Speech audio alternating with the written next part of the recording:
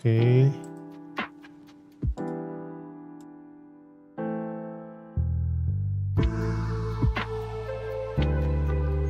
Okay, now you should be able to hear me. This is professional streaming setup. Why is this guy?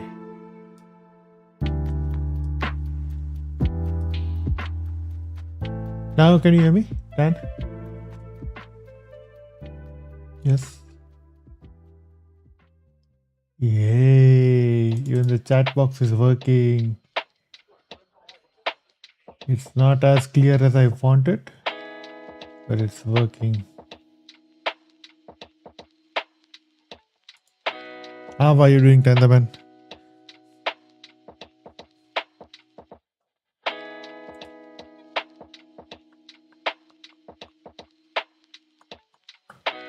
Yo, Thor, welcome. How are you doing? See, our this thing is upgraded now.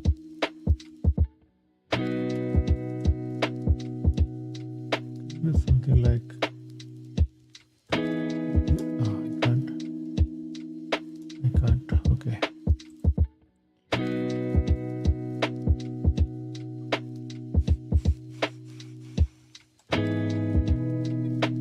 This is the best I can do. Okay.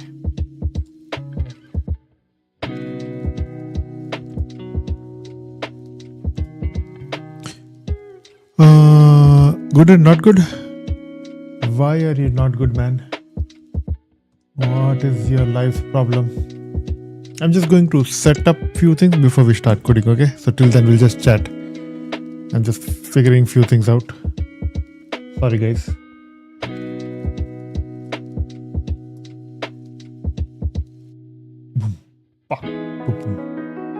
By the way, music is good, right? See, our stream is upgrading now.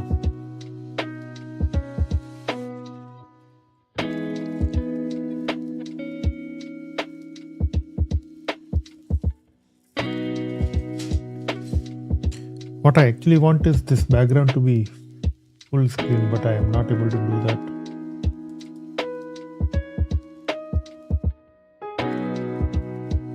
The scaling thing.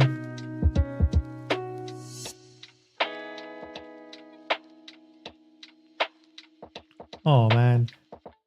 I have a solution for that, man. Don't sleep. Just stay up.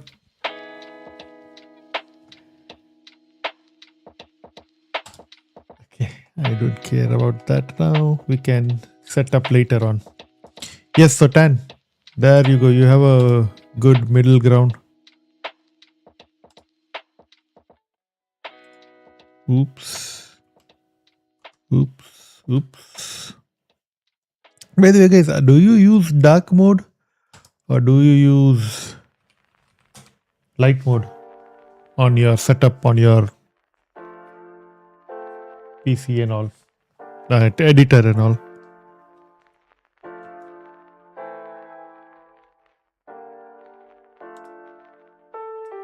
No. Oops. I'm gonna move myself a little bit here. Can I? Okay. Who wants to see me other than me, eh? Jokes on you, I didn't sleep yesterday. Holy guacamole, man. Then get some sleep. Already a week when light mode will make them useless. Actually, that's what I was asking. I had a feeling I am one of those few devs who use dark mode. I mean, who uses light mode. So, wanted to see what's the effect. Sorry. Does the slurping of tea bug you guys?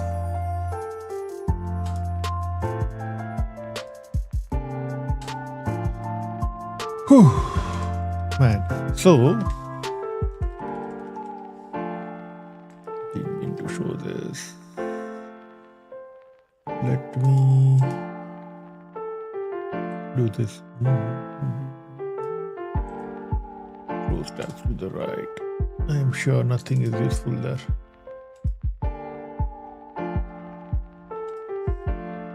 Okay, good. So I know I had promised last time that I am going to work offline on this and have a lot of things ready in the stream.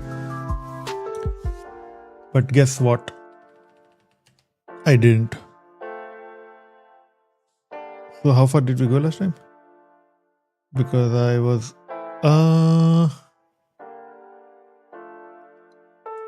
I think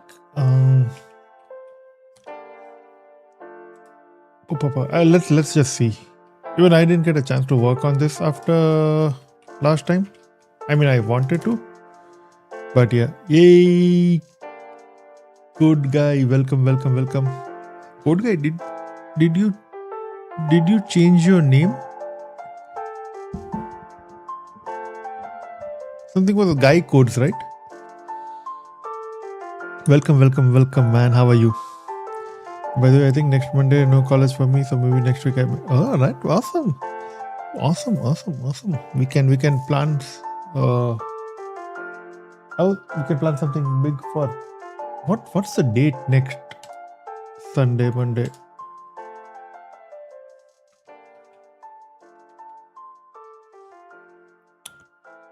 With my calendar. Next Sunday is 27th, right? Or 28th. Okay. That's perfect.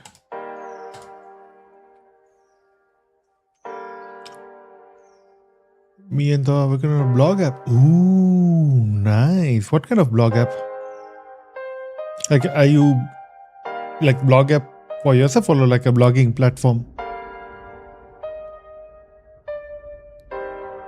Just now industry. Oh man, you should post in my Discord, man. Even I'll try and join. Would love to see. Even right now, just post the link in one of the chats. I'll catch up on it later.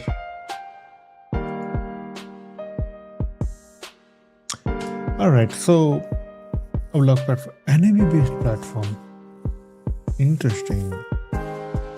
That's That's super interesting.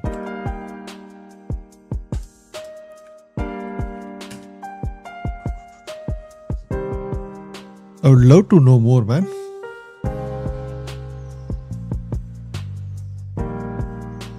So last time we made a lot of progress, but there were some bugs in our setup. One of the bug was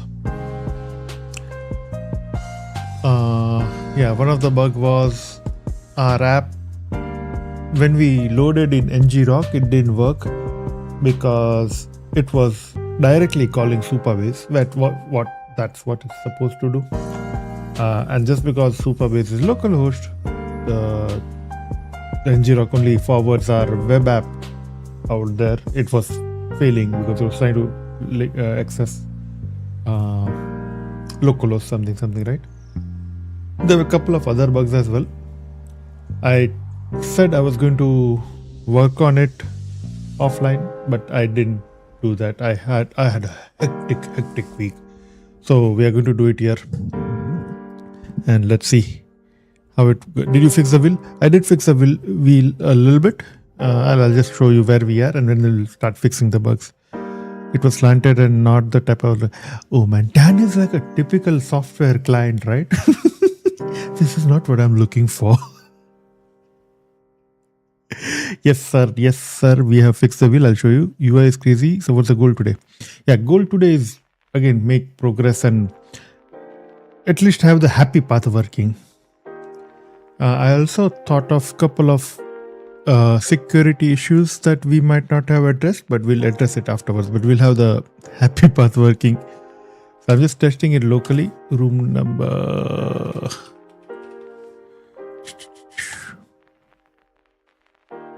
Okay. So this is there. Let me go here and is it okay? No, let me just open a new browser instance. A different browser instance. Is this the only thing I remember? Yeah, man. Oops. Here you go. What was the thing? Room code, okay. This is GVD Brave. Join a game. My name and Thor's name is same. Your and Thor's name is same as it?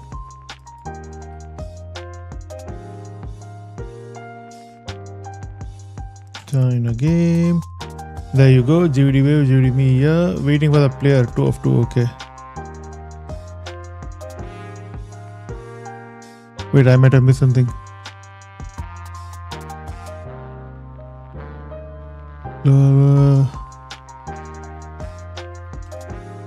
Okay, Brave is the psychic.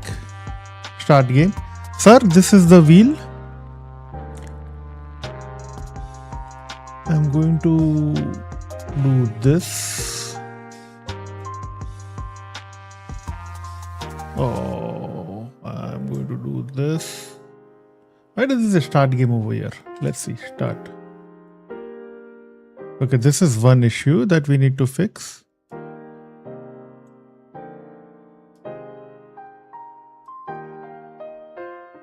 Psychic transmission, okay. Lock in guess, something is happening. Okay, but let's start with these issues, right?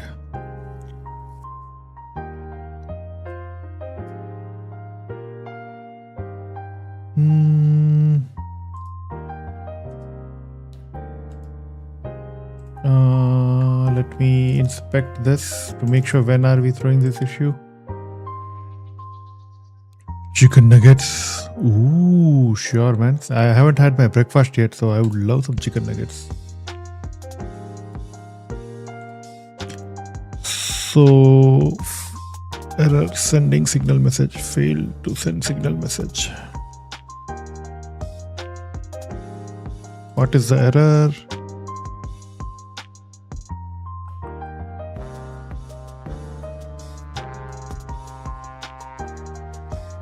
It said server written with internal. Oh, okay. Details key is not present. Okay. Error storing signaling message. Okay. This is enough to tell our agent to go fix it.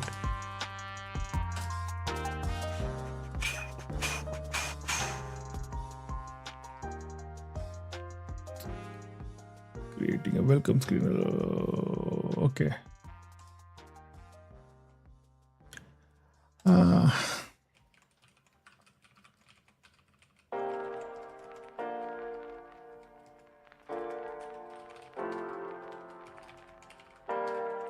I'm still I'm still waiting for the tea to kick in, so I might be less chatty in the beginning. Okay. My name and Thor's name is same. Oh, you mean in real life? Okay. Now I get it. Man, then you should change your YouTube name. By the way, guys, your YouTube name and Discord name, is it different? Because I don't know who is the sketch artist in Discord. By the way, one of you guys is a very good sketch artist. Zoro fan in Discord. Oh, okay, now I see. It's Guy Codes. Ooh, Guy Codes is multi-talented. That's awesome. Now today I can watch at 12 a.m. Let's go. Hopefully we finish this by 12 a.m. I haven't talked to a developer before, so I don't know how to talk with developers. Okay. Don't worry, man. That's how the clients talk. While the agent works, Guy Codes, is it okay if I show your sketch on the stream? DB reset. Okay, please do it. By the way, what was the issue? The issue that two separate table rooms and partition signal the wavelength. Okay.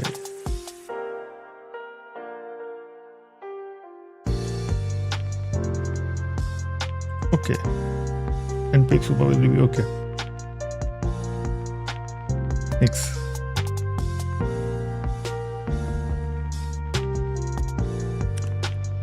Yeah, it's okay. Okay. So, Guy Codes is an artist, by the way. If you want to check out his sketch, he has shared it in Discord. And now I'm trying to find that Discord channel. Art. There you go.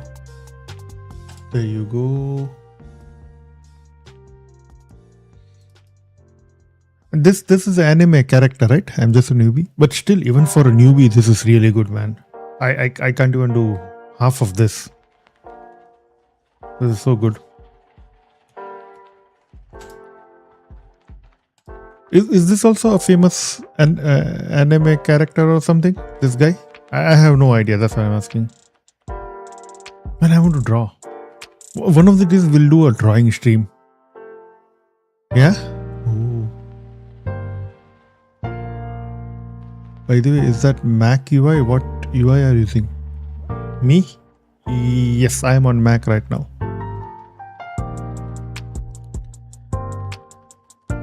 Okay, we are restarting the containers. Let's see. Finish DB reset on branch main. Okay, are the containers up? The containers are up. Let's see our tables. I think we need 2 game rooms. I think everything should be empty. Yeah. I think we need to remove some of the tables, you know. We have a lot of extra tables.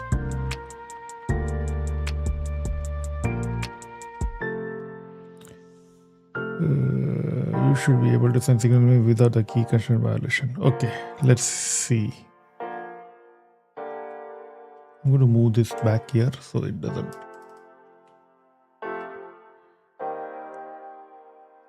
Daku Mangal Singh from Imagination.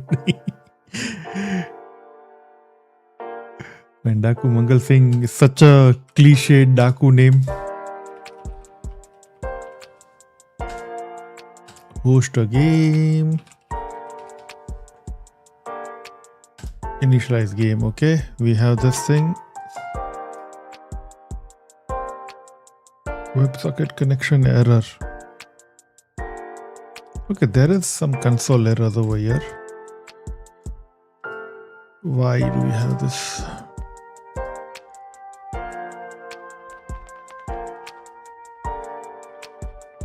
I think it's an API key error. I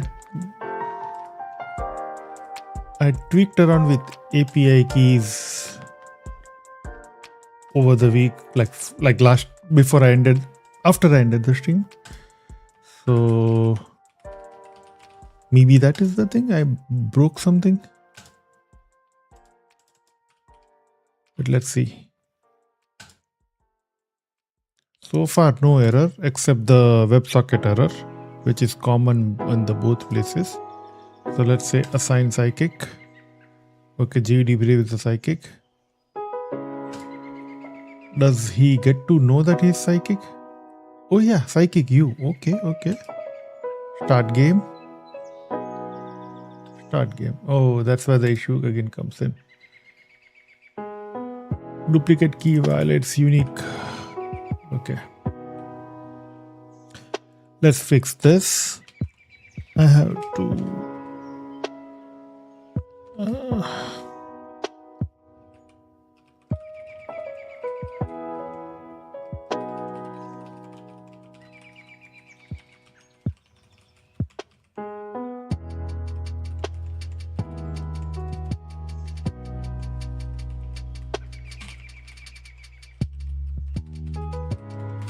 I'm just saying that, so basically what's happening is when the host starts the game, ideal expectation is it should start for all the players, right? Because we are using P2P connection. So when the host starts the game, it does P2P thingy. See, my T has not kicked in. It sends a signal to all the players that game has started and everyone's UI should be updated, but that's not happening. So that's one bug. And then I think what's happening is host starts the game, it updates something in the database. The player is starting the game, it's updating the same thing again in the database, and that's causing some duplicate key issue. So again, this is vibe coding, so we're going to tell the agent to build that.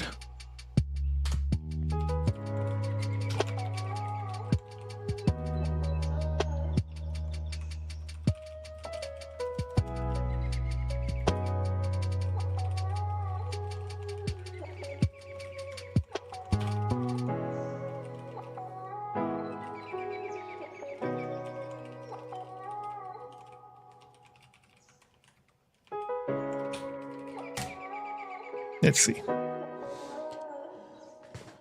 Man, I am still not used to vibe coding. I'm still not used to this.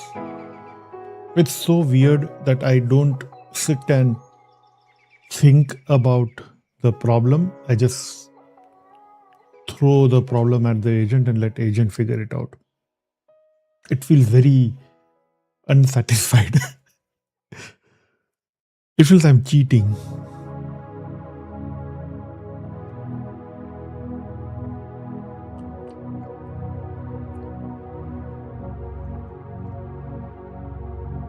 So by the way, I think we are... Guys, I have an idea. We are closing in couple of streams. Hopefully we'll finish this and we'll deploy this and I'm going to deploy it to production. I have a perfect domain name and everything set for this. Okay, it fixed it. But then there was one more idea I wanted to build. Maybe we can build a mobile app or something this time, but there were a couple of ideas I want to build. We'll chat about it as we go. I build a backup myself and vibe code UI. Oh, okay, yeah. So that's what I do. I'm learning machine learning, AI engineering, everything. What I want to learn, I build myself, and I let this thing build rest of the vibe code, rest of the things. But the more industry signals I see, it feels everyone is leaning towards more vibe coding. Like you understand what's happening, but you let the machine do the hard work. So that's why I'm doing this to like build my own mental model to let it do and like output more basically. So changes made. Duplicate state ID, insert to upsert. Okay, makes sense. Start host only. Okay, only host can start the game. Calls API game start. Broadcast game state sync. Other players receive the sync. Fetches the. Okay. Okay. So like we guessed, right? It was inserting game IDs twice. So let's try again. Host game. Okay.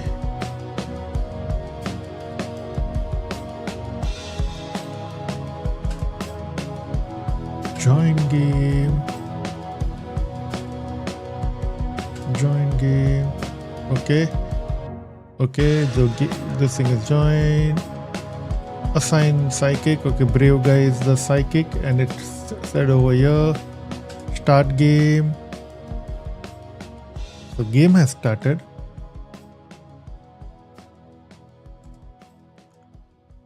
Oops, there are no errors, which is good news. But there's nothing over here. Waiting for host to start.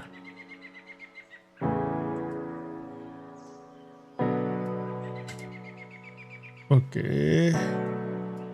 So what should be the behavior here? Include us to yes. So that was the thing that we can discuss more ideas in the Discord. Come up with a nice, fun, out there idea that we all can maybe build together. Maybe some game using 3JS or something, you know. But let's chat about it. Yeah, so we are not getting any error per se, but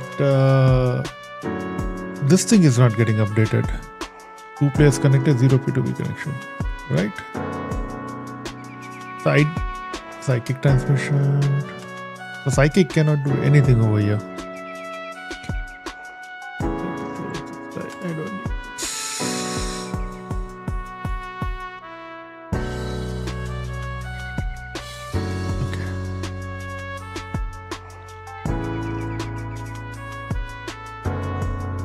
Make millions for 0. Oh yeah, man. They say the next $1 million company is going to be a vibe coded company. So why not? Why not just make it? Okay, so let's think about the behavior here, right? What is the expected behavior? And I'll need your expertise, guys, especially Dan or someone who plays this game. After I start the game, what should happen? What should the psychic do? This guy is the psychic, right? What should the psychic do? And what should the players see here?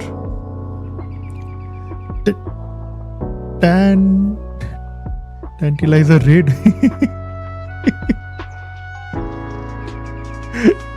Hey, Prath. I might be bad at reading names, guys. Welcome, guys. Welcome. How are you doing? Hey, Ashik. Hey, Sunny. Aye. Welcome. So that's the question. Tan. Once. Okay, so players shouldn't see anything. Okay. They should see an empty board. So this is an empty board, right? This is an empty board. But they shouldn't even see this thing. The color coded thing, right?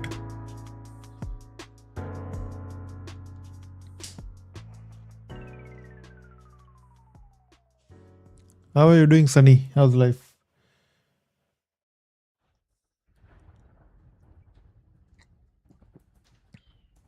And then psychics will see the prompt and then see the board like where is 4 points, 3 points, 2 points. Okay, and then psychic should decide the hint. Okay, so are we thinking that the hint Better be connected to Discord. Oh yeah. Join Discord if you want to chat. And ping me in one of the channels. I'll add you to not Tan, Thor.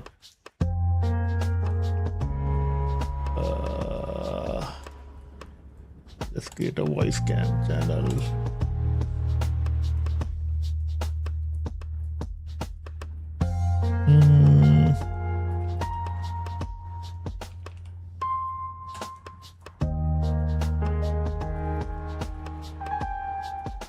Did I create that? Yes, I did.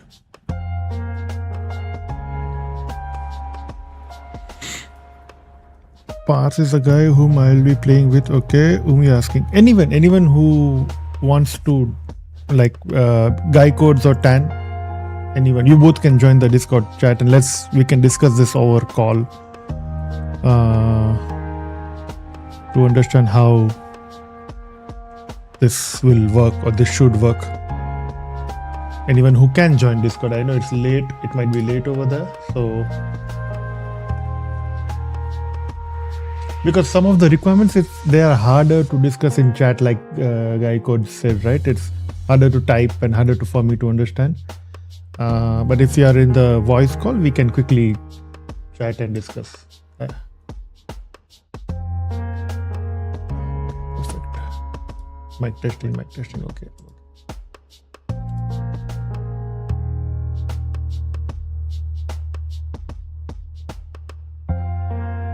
Where is the discussion?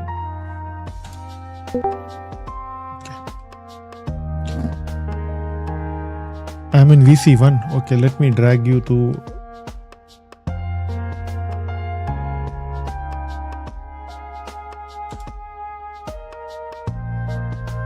The hell is VC1? Can I do this? There you go. Can the man? Can you hear me? You are muted, by the way.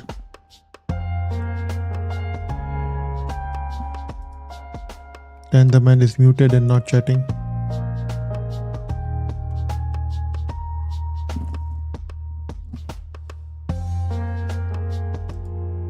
Can I unmute him?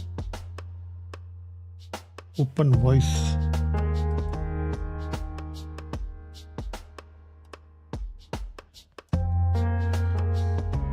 I'm trying to unmute. Click this button, Dan. Click this button. It's the mic button. So, Parth, Sunny, while Tan figures out mute, unmute, I know you guys are trying to, it's not letting me. Why is everything so tough?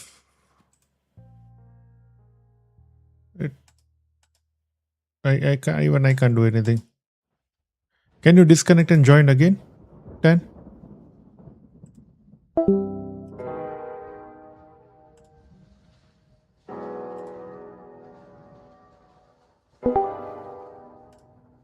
Hello.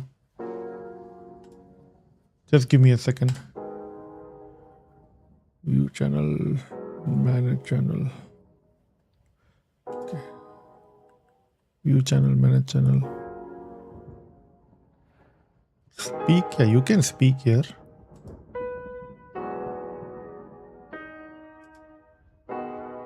Let me do this, man. Wait.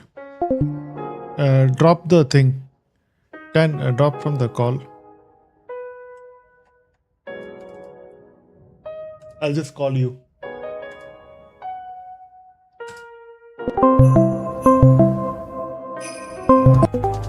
Hello? I still can't hear you. Hello, now can you hear me? Oh, yes.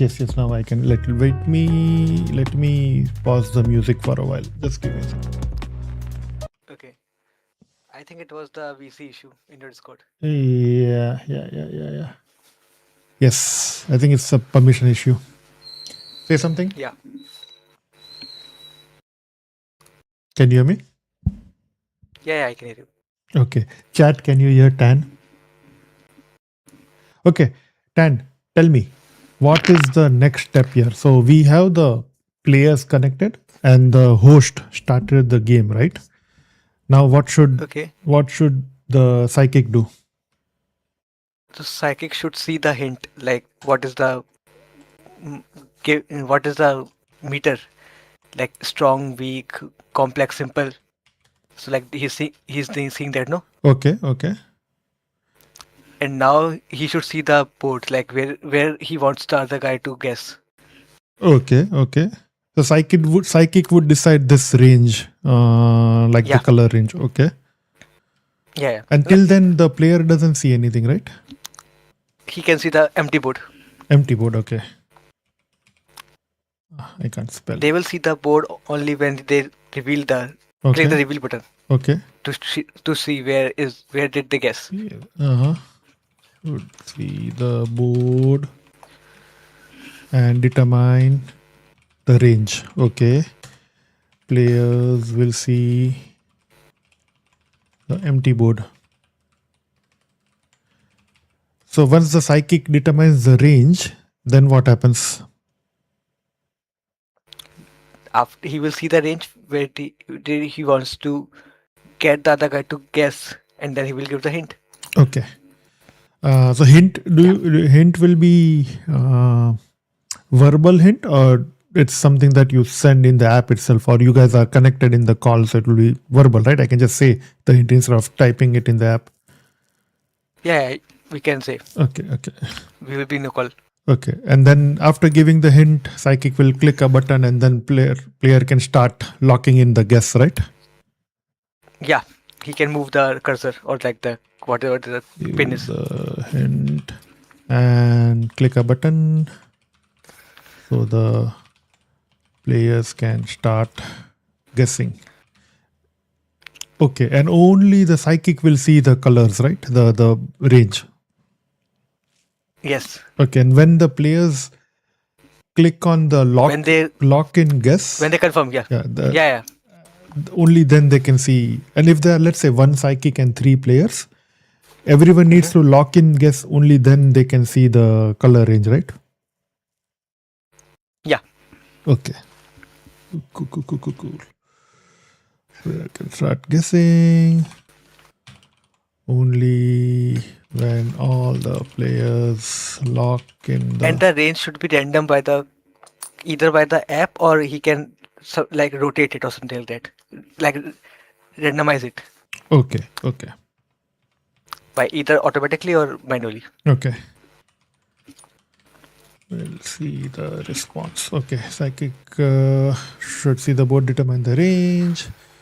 Range can be random or determined by the psychic. Okay. Can control. Okay. All right.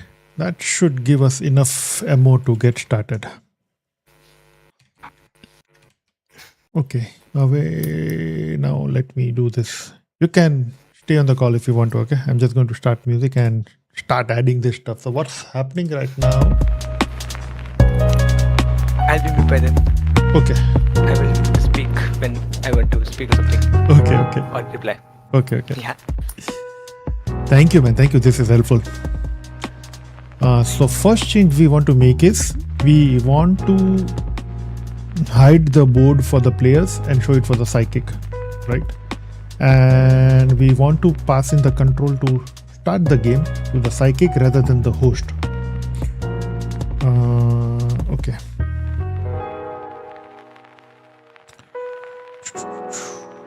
How should we start? Let's start with one thing at a time, right? So only psychic can see the board and the range. The player should see the empty board. What do we call it? What is this thing? Where is my chat? Okay. Now clear, right? Everyone. This board. What have we named it? Dial container. Okay.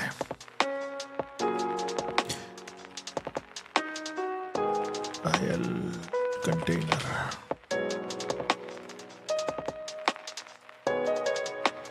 Sometimes it helps to give the right context to the game. Update the game logic. Okay, let's first think about it. Okay. So that the dial container is, and what was the shady thing? Not shady, but ooh, interesting. This will be interesting how it does that.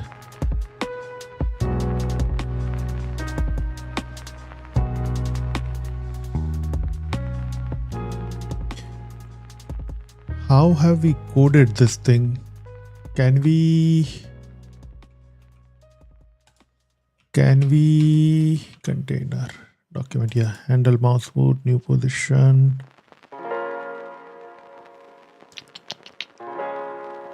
Mouse move. Where is that lock-in target?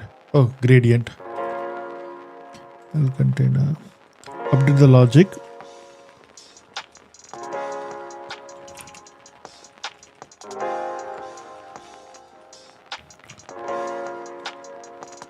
Only I cannot spell psychic correctly. Only psychic can see both the dial container and the dial gradient.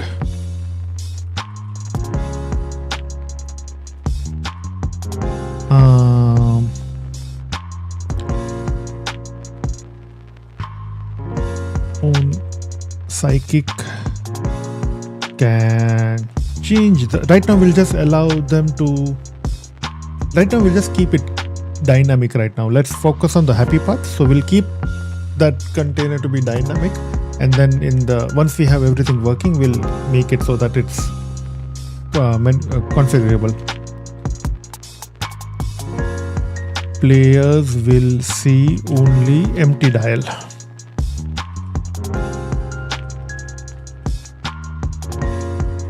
Let's see if we can do this. What music is this? Can you play non-copyright called NCS? It's a cool one. NCS. Okay. Sure. It's non-copyright, right? Okay. NCS is non-copyright sounds. Okay. Is there a particular playlist that you guys want?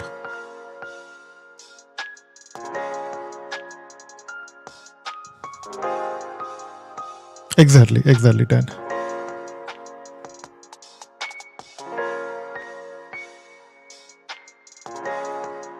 Okay, the agent has done its task. At least it says it's done. Let's see.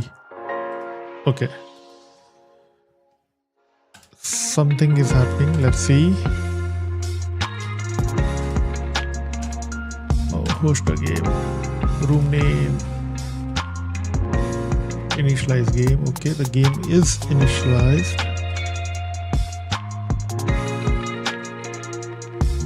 Join a game. Join a game. We are there. See, the players are here. Assign psychic. Brave is the psychic. Okay, so this is still not working. So let's fix that bug. Okay.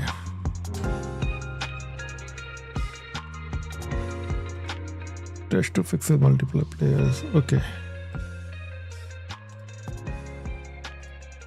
So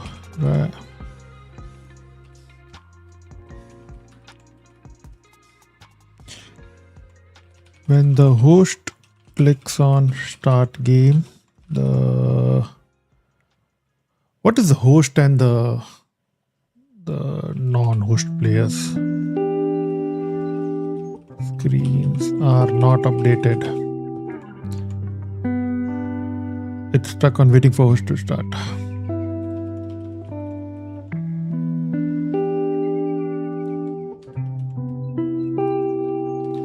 It's stuck on waiting for host to start. As I go forward, I see my vibe coding prompts are getting worse and worse. Let's say the prototype. Yes. Play Gala by. Okay, then I'm not playing that. We need non-copyright. Host creates the game. Non-players. Yeah, I think host and player should work. I mean, it did get non-host, so that should be okay. So how many gamers do we have here? How many players do we have here? I mean, how many coders do we have in the stream right now?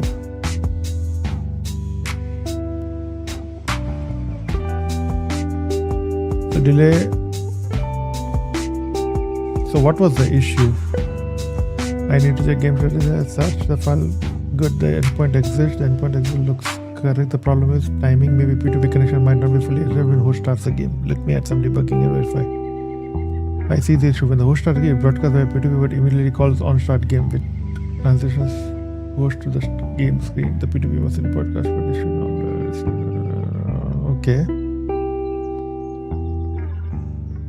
To verify it's working, check the browser logs, browser console for these 3 logs. Host, game started, broadcast to peers. Non-host, even it started calling non-host. Game state synced with host, fetching around data. Okay. Yeah, it doesn't go spellings. I know. That's such a cool thing for someone like me who can't type to save my life, type to save their lives. So let's refresh. Let's clear everything. I'm just going to, oh, I did one. Okay, that's fine. UD1. Host a game. Game 1. Initialize. Join a game. I think game room name doesn't make sense.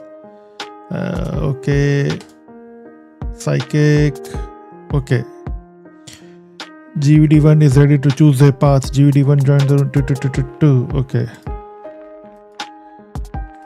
So here, okay, GVD to create a game. Player GVD to. Okay. Now let's see what happens when I start. Okay, game started, broadcasting to peers, connected. So it says connected peers 0. Why is that? It does show the participants over here. And there are no console messages over here.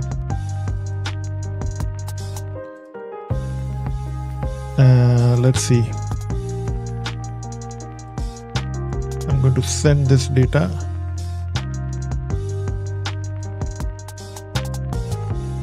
To this guy. I only no console messages in non-host players. Only following messages in host players. In host console. I think the main issue is syncing the P2P or like syncing the player state right now. That's where it's failing. Yes. Wait. Let me think.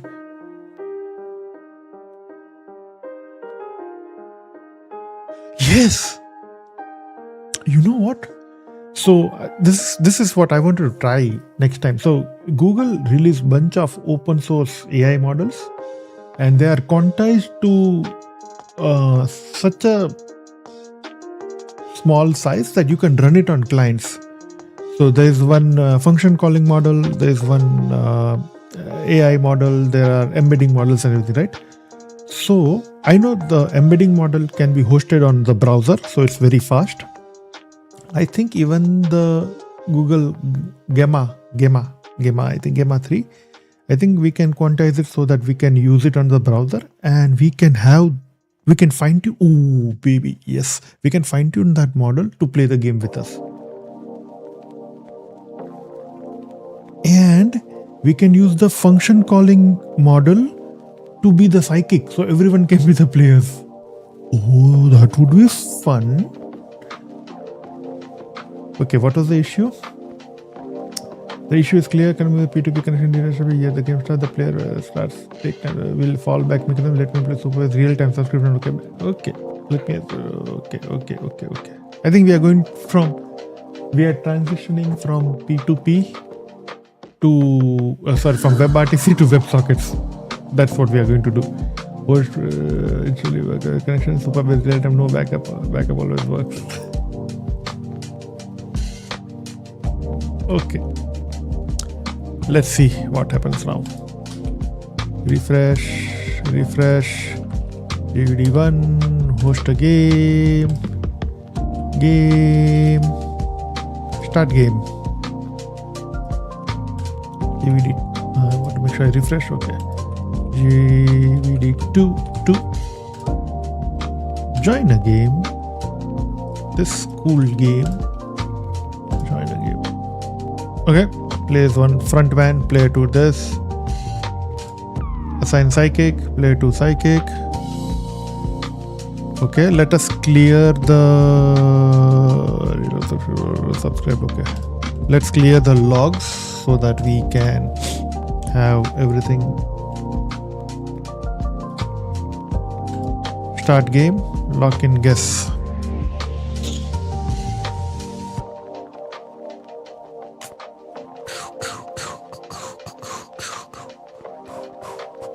We'll wait for a couple of seconds before doing that.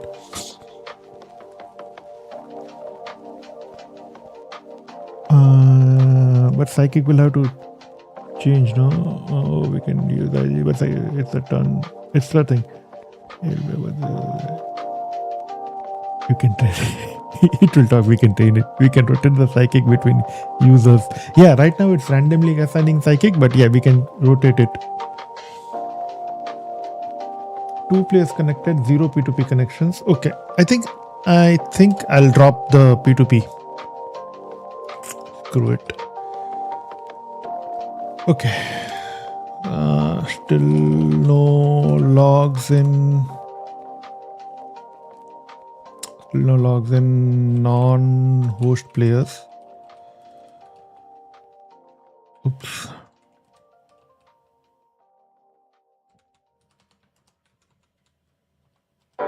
I see the below logs in the host.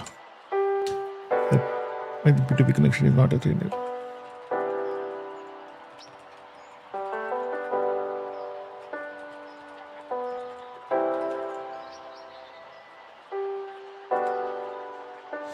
We need to explain. If we find tune it, we need to explain the AI what's its role and stuff. Yes. So I think we can do both. So we will fine tune it so that it behaves like a psychic, and then we'll also do prompt engineering so that we add the right guardrails and everything.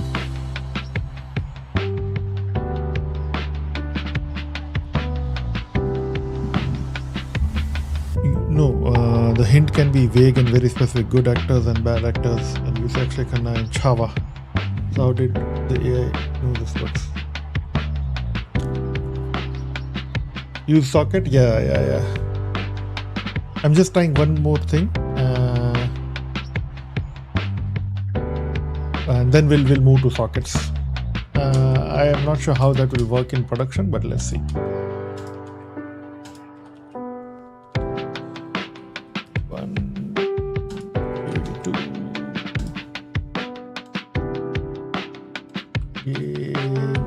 Can I type with one? Okay.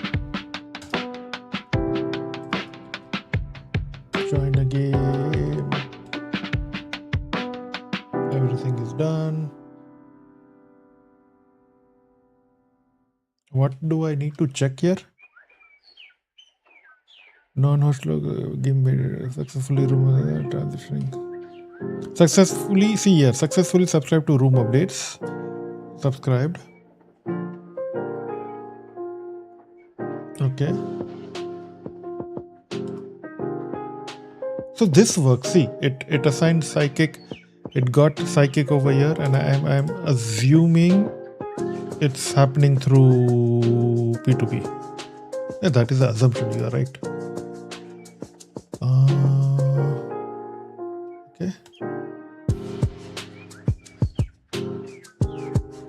Living P2P room. Okay. Oh, this is a problem.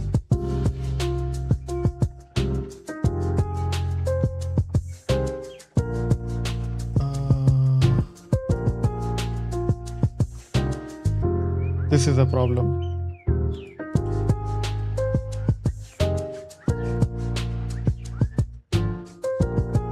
Okay. I see this in non-host, but nothing after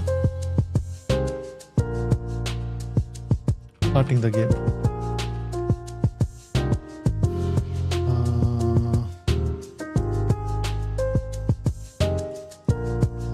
See this in the host.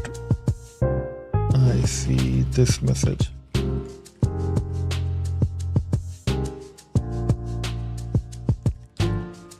Okay, let's remove the P2P and use real-time database for updates. That's the Argo.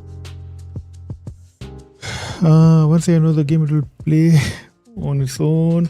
We must feed the movie data to it. That's it. Good luck feeding movie data. No, we can feed the movie data. My guess is that AI will be good with like non-movie. Actually, it will be good with movie data, assuming it has access to, like, it was trained on certain older. I'm assuming we are looking for Bollywood data only, some older Bollywood data, right?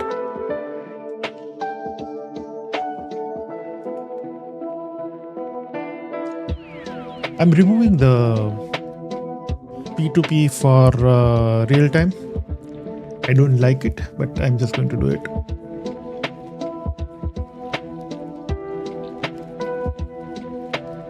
Okay, let's see. We removed all slowly, baby. Slowly. We removed all P2P. We kept the real-time subscription when the host starts the game. Now we are going to do updates subscription. Remove P2P dialer. Edit supervisor dial updates. Player update the dial. Okay. No complex WebRTC connection established. Works immediately. Okay. There you go. We can maybe. I still want to try P2P, but maybe we can try it for voice if our client wants it.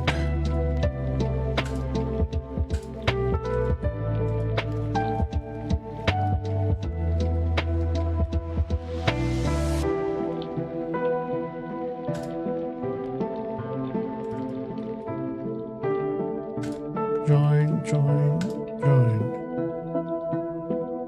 All right, guys, keep your fingers crossed.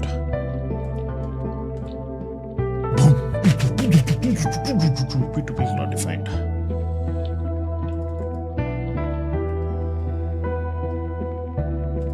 So, but this is good news.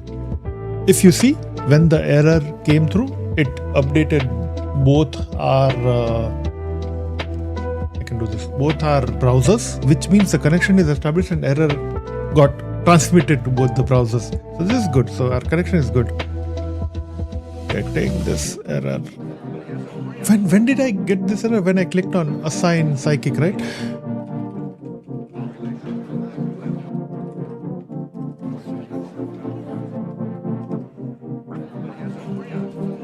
I think these are just remnants of the previous code, where we might have removed P2P connection initialization and everything, but we still have references somewhere. So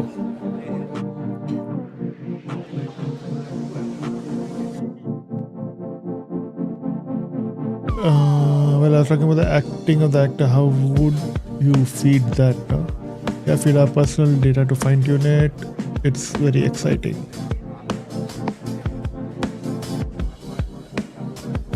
Yeah. See, this guy is using the same language like me. Leftover references. Refresh. DVD1, DVD2, host a game. So I'm so lazy. I have my mouse pointer in one hand and I want to type with one hand so that I don't move around. I'm just going to name everything. So far so good. Name everything that can be typed with just one hand, okay? GVD2 is the psychic. Let's see. Come on, guys. Nothing is happening yet. Why? I think now it will fix it.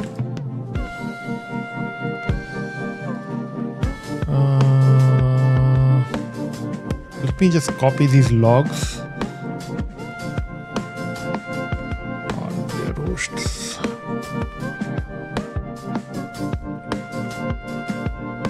Non-host players, not players. Still not getting updated. Let me keep this for now. After the host starts the game.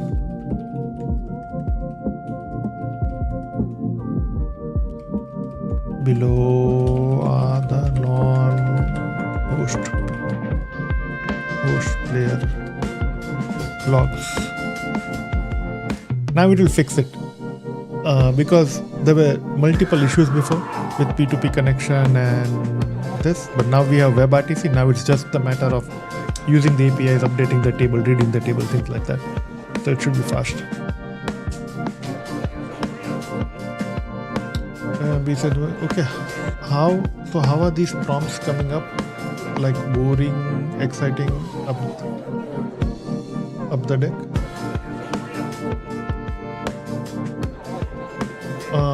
Which prompts? Perfect polling bag over. Why is it using polling?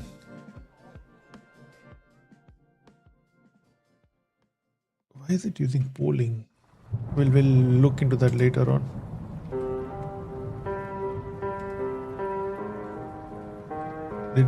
Is it done with updates? The why? No. I think I need to update the token here. Let's see.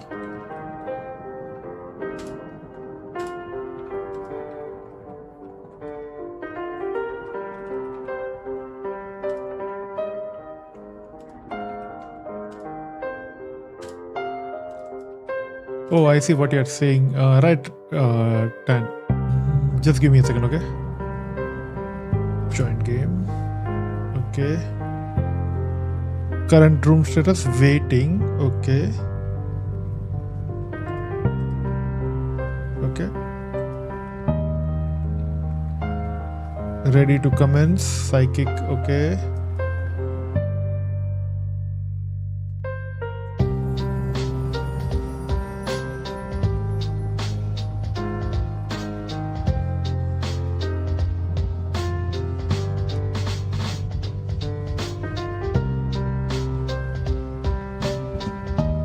There you go, ladies and gentlemen. Now let's see if this moves. Doesn't move. Okay, there's a dial update error, so that's why it's not moving. Even this will have those errors. Yeah. Okay. One thing at a time. So, let's synchronize the dial updates. Okay. Let me make sure I add this.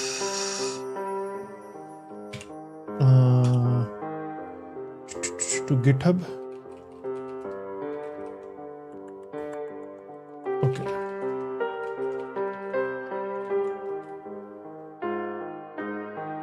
Updated the game logic to sync dials. Whatever I can think right now. We push. Yes, push. Okay. So now what do we want? We want to update the dial synchronization logic. What we want is we want both these dials to move together. And it is not working because of this error. What is the error? Bad request.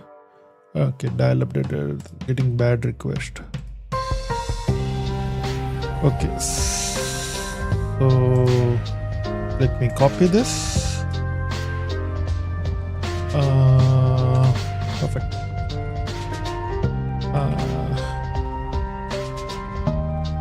The dial update logic is not working, and the API call is throwing this error.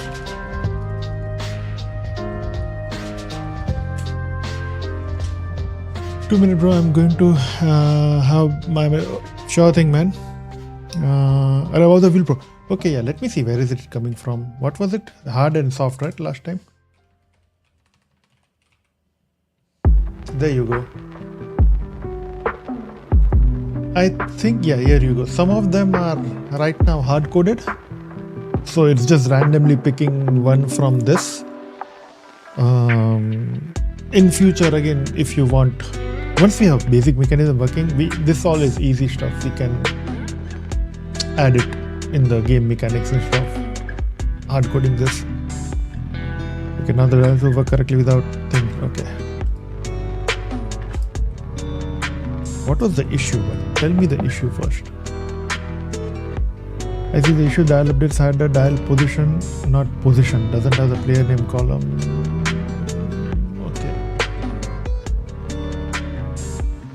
Okay, 10. Tell me this. And you can come on the call and tell me as well. Okay, let me ask you when I reach there. Wait.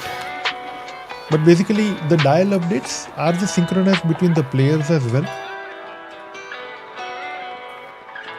They should be, ideally. So if let's say there are 3 players, me, you, and Guy Code, and Thor is our psychic. So if I update the dial, it should update for all the players and the psychic, right?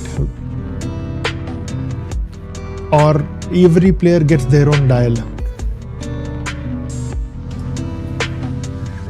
In the end, it should show who got it where. So like it should show Gorang got to 2 points, Dan got to 3 points, and Bad Guy Code got to 5 points, like that. Oh, okay. So everybody can see. Okay. So every player gets their own dial, basically. Yes. And in the end, it will show who was where. So the psychic can note the points. Okay. Makes sense. Yeah. Okay, thank you.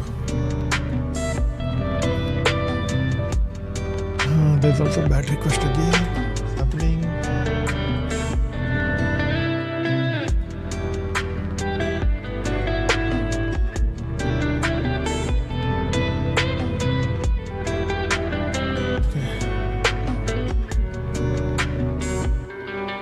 Is it the dial update API? It's the dial update API.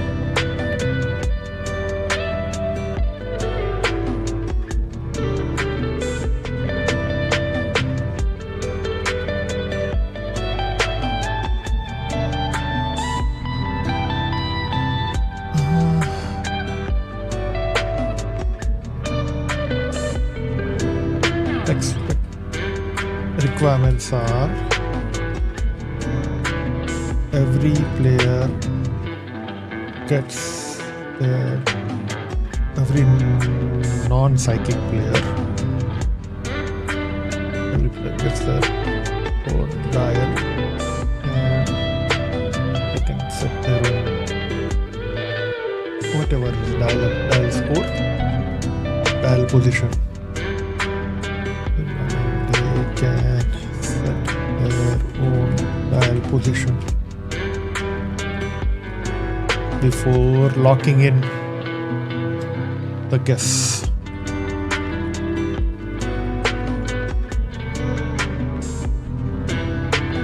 after every player has locked in the guess. I don't know what will happen after that. Let's see. Let's fix the API first. What's the progress? Progress is we are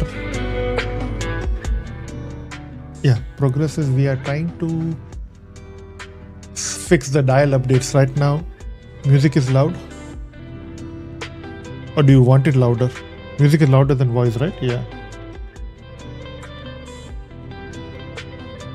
Wait. Where is the music?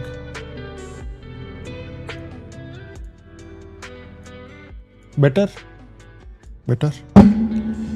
Can you hear me? What was I? Yes. So, hello. Yeah. So, our requirements are once this thing is set, every player mute. Yeah. Okay.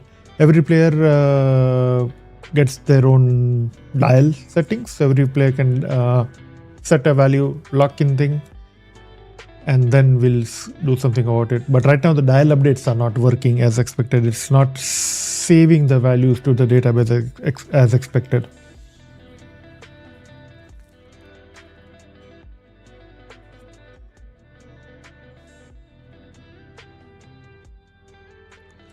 It shouldn't upsert.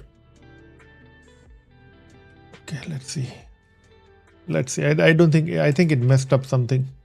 Based on the response I got from the prompt, I think the agent messed up something. Testing this is painful. I wish there was an easy way to test this. I don't want to join. I want...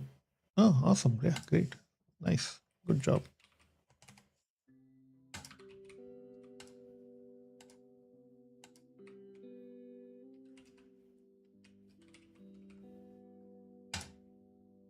Okay, join,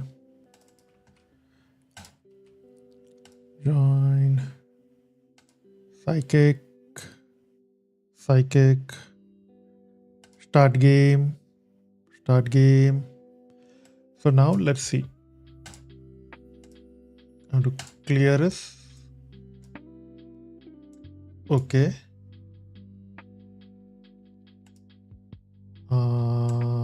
Dial updates, there you go. Payload. Why can't I see the payload?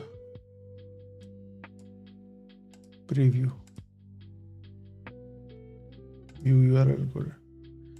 Why is the payload empty?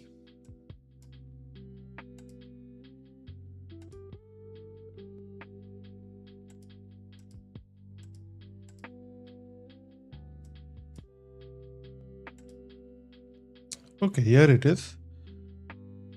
Payload is this. Okay, so we have dial position, player ID, room ID is locked. Okay, round 1. Okay. Like this, it doesn't matter over here. So if I do lock in guess,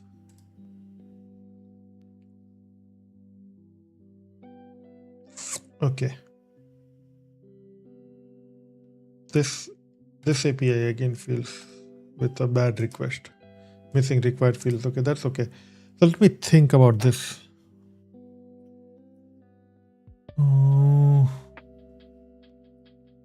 Let's see. Let's go to the backend and see what did it save in the table. It created a dial room.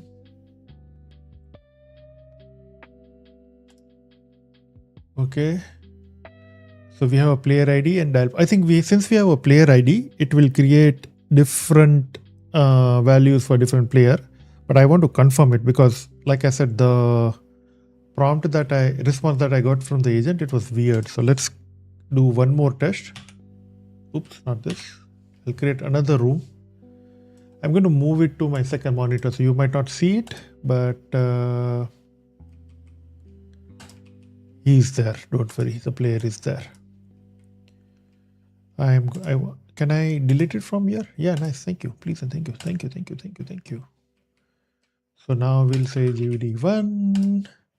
Host a game, ABCD, initialize the game. We have GVD2, join a game, copy, paste, join the game. Now we'll have another player coming from here, GVD3, join a game, join. There you go. We have 3 players, ladies and gentlemen. Now I'll assign a psychic. So GVD3 is the psychic now. And I'll click on. There you go. Awesome sauce. So now let's say this guy guesses, oh, this is so exciting. Oh my God. And this I say, oh no, this is more exciting. Oh my God. I don't know why I'm doing this. And then it'll lock in guess and there's an issue. This will do lock in guess and there's an issue. Since there's issue, there are 2 guesses. Okay.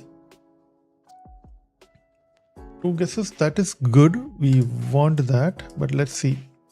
The bug. It says the round API. Okay.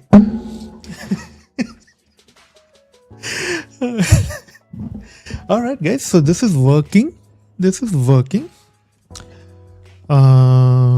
So they guessed something.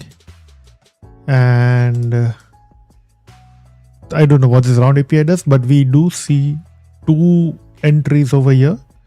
The room ID is same, so it's for the same entry, dial position, player ID. So we are making progress.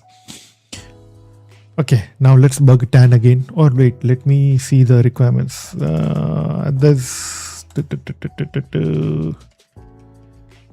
players. Okay, Psyche will give a hint and click a button. This is pending.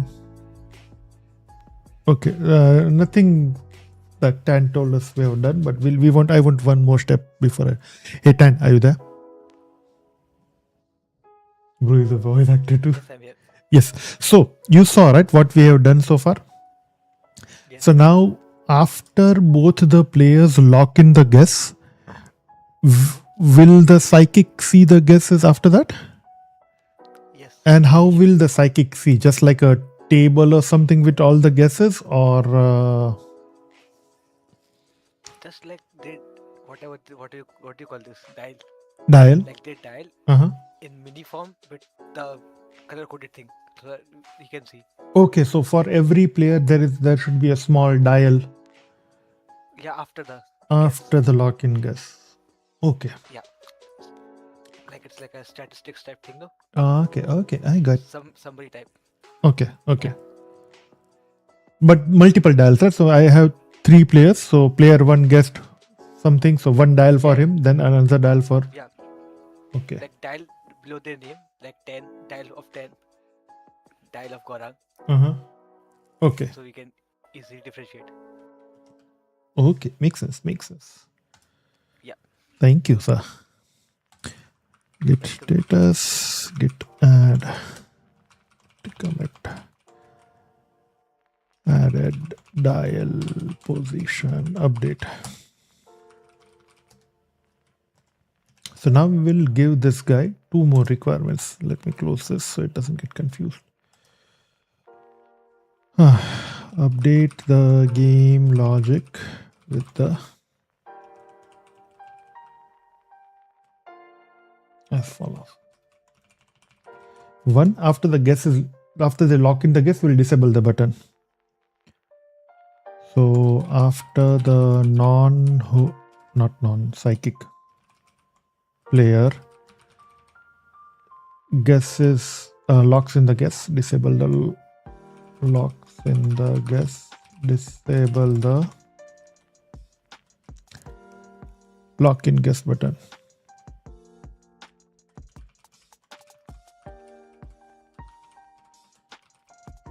Guess button.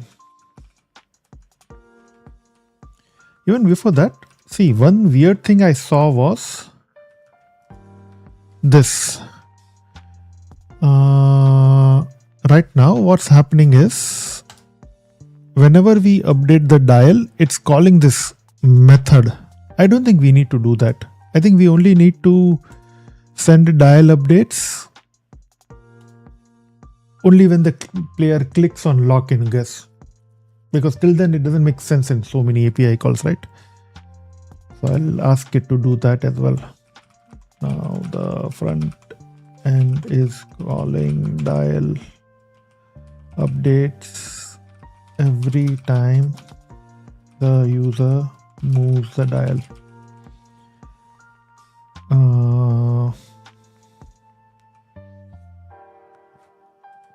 Refactor it so that dial update is only called when user clicks on lock-in guess.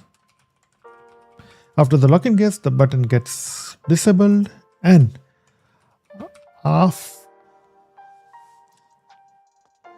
we can make it interesting a little bit. So when the non-player, how do you SPS psychic player locks in the guess? Let me think.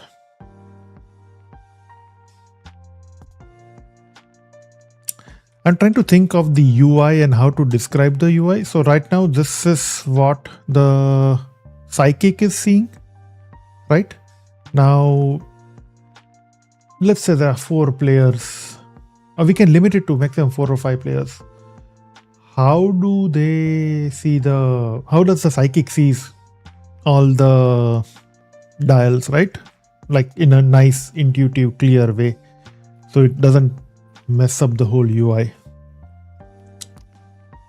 Hello? Yeah? All the players should see the dials, no? All the No. All the players will see the dials, but after you lock in the guess, so after you lock in the guess, all the players should see all the dials. All the dials, yeah. So that they can see who was there, who was the closest, who was the where. Oh, okay. Not only psychic, all the players. Including the gradient, right? Including the current range. Yeah, including the range, yeah. Okay. So full transparency. Okay. No cheating. Okay, makes sense. Okay. Bad guy, code guy, you only show to psychic? Only show to psychic in a in dashboard kind of thing? No, I think what this, like when everyone guesses, the round finishes, right? So everyone sees everything. Like a dashboard. So that makes sense. Nish, welcome back, Nish. Guys, welcome Nish Kala. Nish has been one of the oldest viewers. Like, he's not old, he's one of the original OG viewers of my streams. Nish used to come to my gaming streams as well. Yeah. I'm hoping he's the same Nish, but yeah. Hey Nish, welcome. How are you doing? He's the OG, man. He was there since day one. Anyway, so welcome Nish. Yeah, he's the same guy, see? Back to business? Yes, sir. Back to business. How are you doing? Long time no see. And this is Jinx, okay? You need to buy me a Coke now. So after everyone locks in the guess, we will go to a dashboard page with everyone's guess, their name, and the gradient. Okay, let's say that. After all the players lock in their guesses,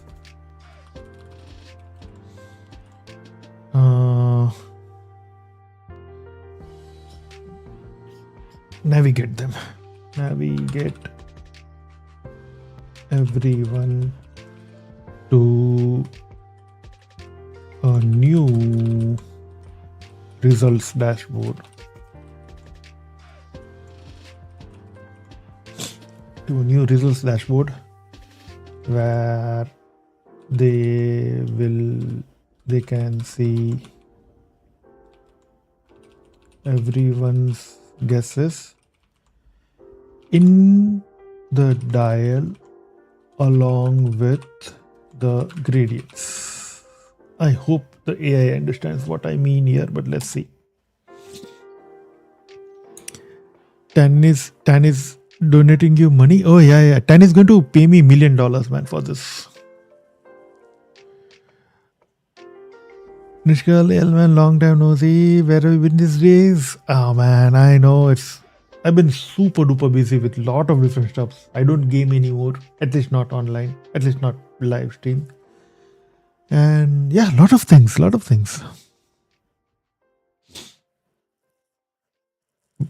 But now I'm slowly coming back. Hopefully 2026 is the year when I'm back again for the whole year. Hopefully. But I don't want to make any promises.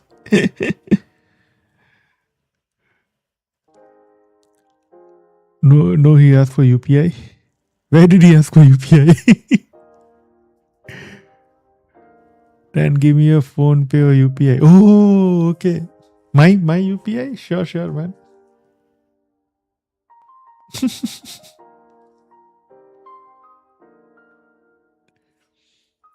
For the Coke. Oh, okay. For the Coke. Because we jinxed it, right?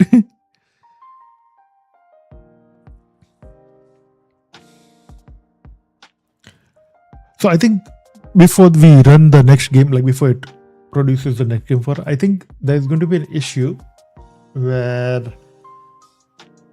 it will wait even for the psychic to move the dial. I think that's the problem. I think the logic is right now your psychic needs to lock the gas. I think that's good. That's the bug we are going to see now.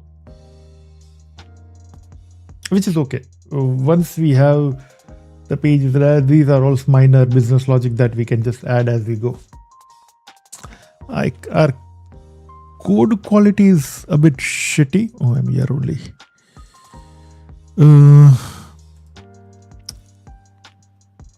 One thing I don't like this idea of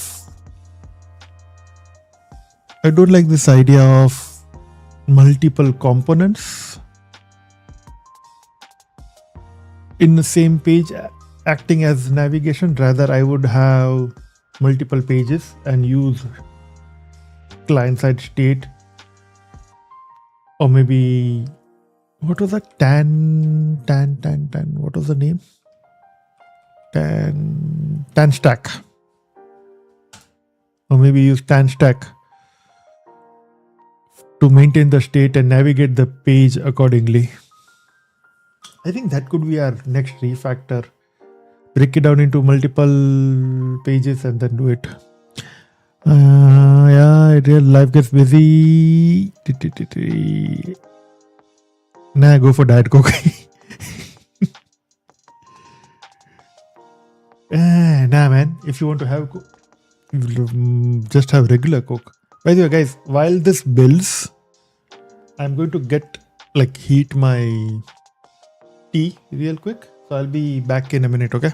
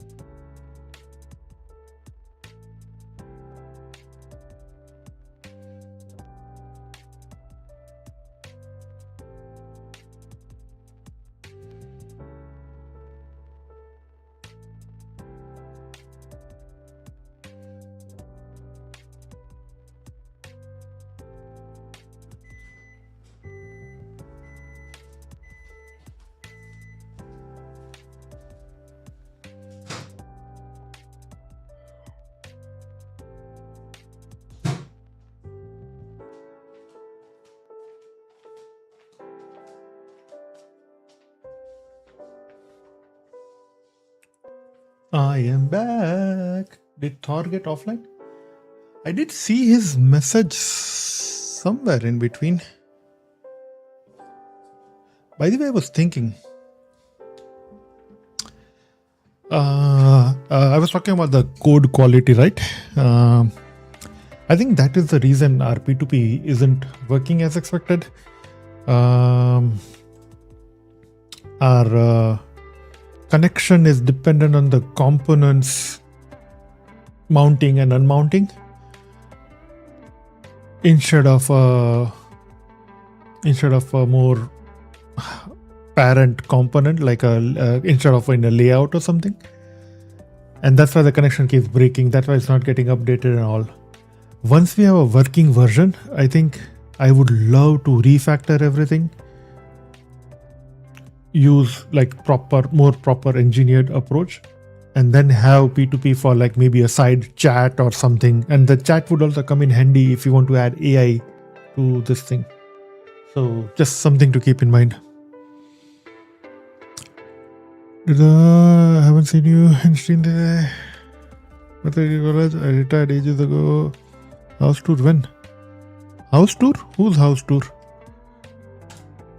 Okay, let's try this. I'm going to move this guy over here.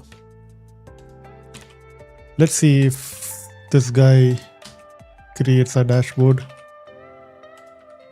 Oh, I need to click next. Click next. Host a game. Join a game. ABCD. Initialize the game. Copy. Join the game. GD1, GD2. GD3. Next. Join a game.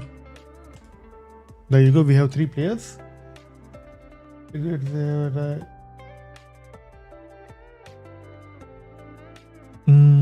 Wait. Player 3 is the psychic. Player 3 is the psychic. Start the game. Start the game. Okay. So I'd say,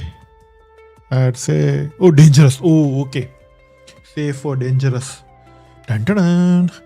So, the player 1 is guessing 52. Lock in guess, and there's an issue. Thank you. Player, whatever this guy is guessing 85. Lock in guess, whatever. So now it didn't take us to the dashboard, and that's what I thought. So let's say this, I'm just going to, nothing happened, guys.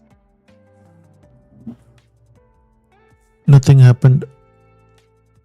Okay, so maybe this issue is the issue.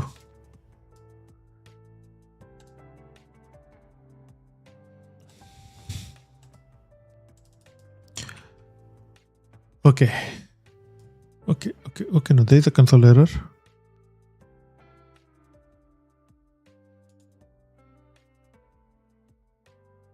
Wait, failed to lock position? Missing required fields. Okay, it's the same error, right? 2 bugs. After clicking on, first let's see if it updated this.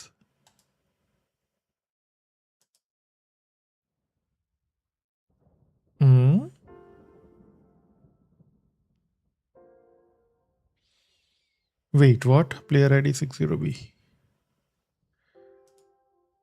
60B. Interesting. It didn't save all the dial updates. So maybe.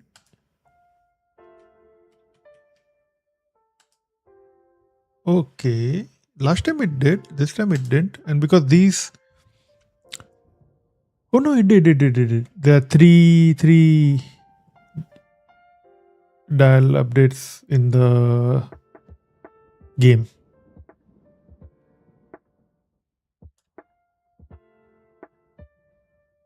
Okay. So that error, why is the round error coming? Okay, let's see. After clicking on lock in guess, I see this network error. What is the API?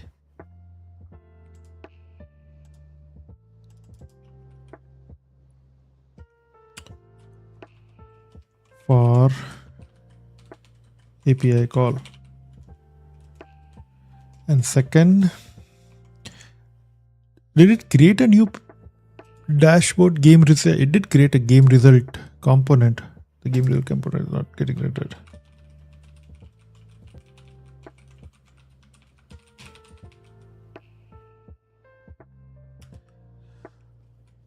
Okay, let's catch up on the chat. Weren't you in college? J, what happened? House tour later. I am in degree college right now. What's the degree college? House tour when? House tour? Whose house tour? My house tour? Doing mechanical now. Ooh, I thought Nish, you were in computers or something, right? If I remember correctly. It's there, but had gotten AI ML, then switched to mechanical. Oh, why? Cat got my interest. Okay. I get nightmares of it.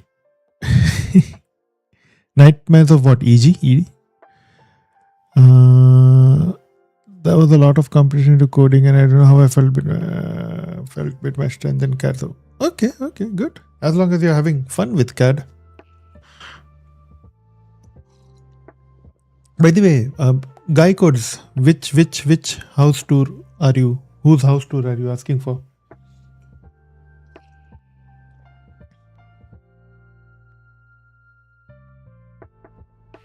Okay, so lock detection. I read something about lock detection. The lock detection logic was tracking players only tracing a bit after they're locked. Okay. Let's see. Man, this testing is a pain, okay? And I don't want to start NGRock and test with you all without fixing all the bugs. So I need to do this 3 times. 3 players are here waiting for host to start the game. Assign GVD 2. So this guy is the psychic. Start. Okay. The psychic can see the bars, everyone else cannot see the bars. Lock in guess. Guess locked in. Okay, no errors, guys. This is good news. Zoom. Lock in guess. Nothing worked as I expected. I think they want even the psychic to do something. We'll fix that.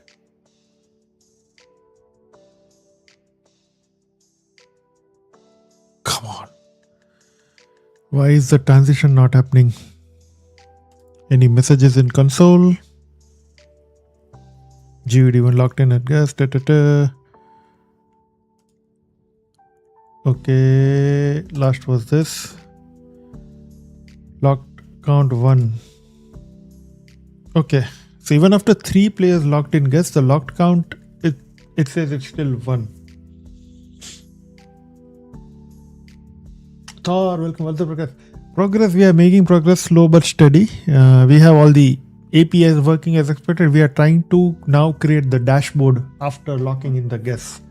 So once all the guesses are locked, we want to show a dashboard with everyone's results. So we are trying to do that. The dashboard results.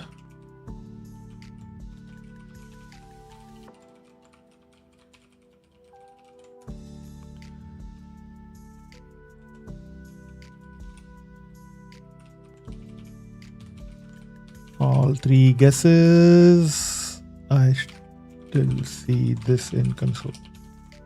Yeah, see, am I using tanstack? I don't think I'm using tanstack. Packet.json. Yeah, I'm not using tanstack. I think, yeah, the thing with agents is unless you are very specific and you provide, unless you are very specific when you say, hey, to use this frameworks and all. It doesn't intuitively use right libraries or good libraries, but let's see. Hope you have all the queries for me done. Okay, I'll be going now. Oh man, Dan, come on, don't do this. Try the game. You'll see real-time download update received. Loading. Okay. Update 1, update 2, update 3. Dan, stay, man. Dan, it's okay, man. This is education. Initialize game. Join game. Join game. GD3. Join game. Guys, tell Dan to stay. Dan, assign psychic. GVD2 is a psychic. Start game. Tick, tick. Lock in guess. Done. Lock in guess. Done. Lock in guess done. Still nothing.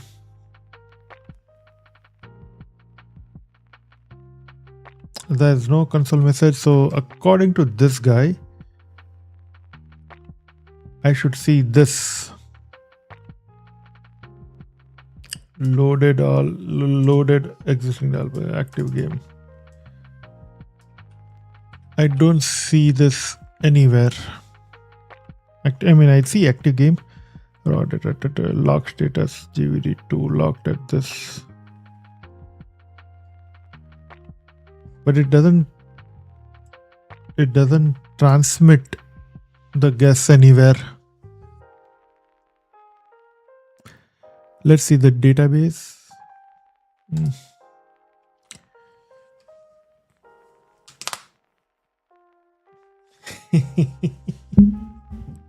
Chair streamer. So the chair streamer that Nish is referring to is, I once streamed games for like 4 or 5 hours, and then I was so tired that I raided someone and then left. I thought I had ended the stream, and then I streamed my empty chair for 6-7 hours or so till I woke up in the morning. The problem is the result screen.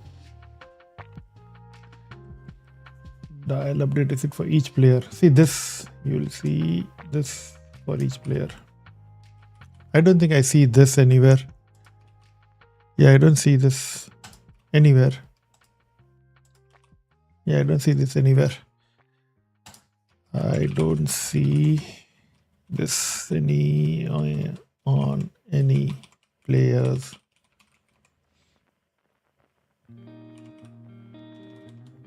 Console. Yeah, chair for almost 8 hours. Like I normally sleep for 8 hours, so almost for 8 hours. You can play games. Oh no. So I also have a gaming PC. So I used to game stream a lot before. That's when this happened. What game? COD? Yeah, maybe it was COD. Yeah. The real time. Why does it need to poll? That's so weird. Okay.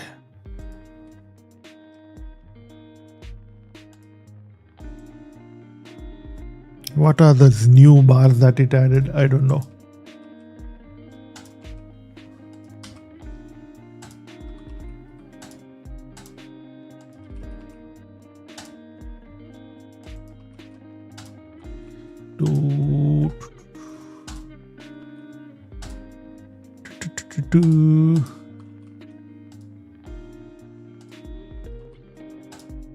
All right, 3 players are in. Assign psychic. Who is the psychic? GD2. This guy is the psychic on the right. Okay. Let's see. Lock in guess. Did I get any message here? Lock count 1. Okay, we got that. Oh, it shows the lock count. We will make sure it doesn't show it. Lock in guess. Lock count 2. Lock in guess. There you go. Okay. So this is what it does. Huh.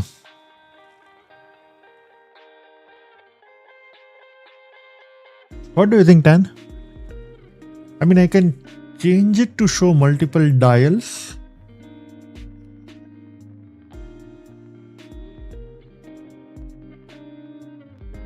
But it does give you a score summary. But I think seeing the dials is more fun, right?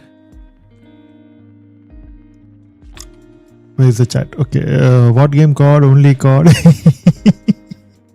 Man, I played a lot of different games, but COD was my comfort zone. Like after a long day, I would just go and play COD. So his real name is. See, Nish knows the OG name as well.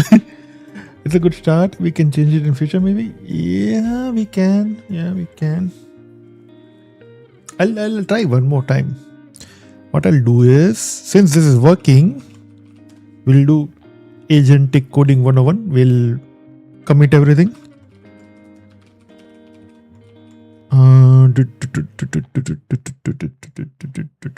Working game version. First draft, because there are some bugs here.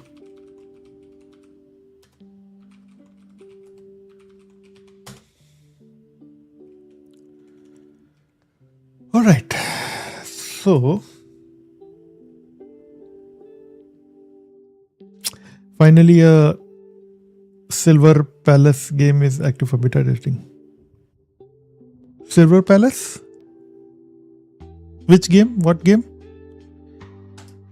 So right now what it does is it also shows the other players' dials over here.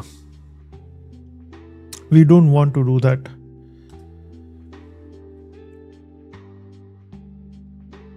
Update the game screen so that it only shows the current players' dials.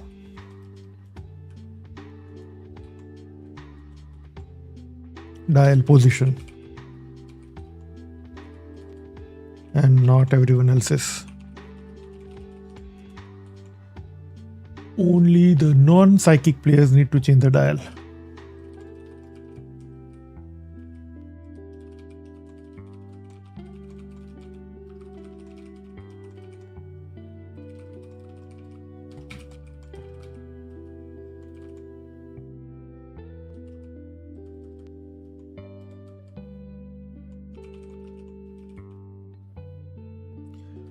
To remove the psychic update logic for the same.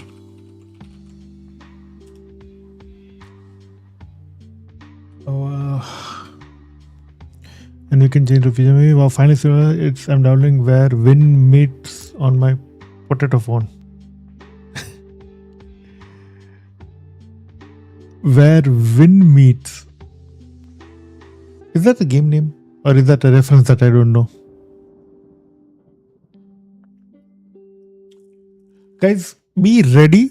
We are going to test this in few minutes or so, okay? Just be ready. Tiny is going to miss it because he has to wake up. But yeah, I mean, his luck or his bad luck.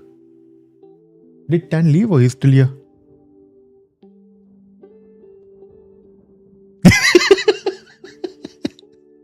Tan is still here. Oh shit, guys. I was talking about different Tan, not you.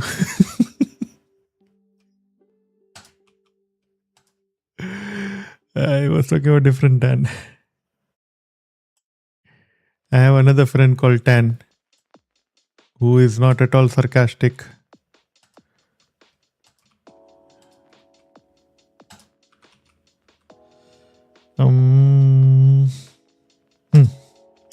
I lost my chain of thought. What was I doing? So we created one player, GVD2. Let's create second player. Join a game. Join this game. I'm creating a third player. Join a game. Join this game. Join. Two. GVD2 is the psychic. Let's start the game. Why is this AI such a dum-dum? This guy was the psychic. Psychic should be seeing the range. Lock in guess.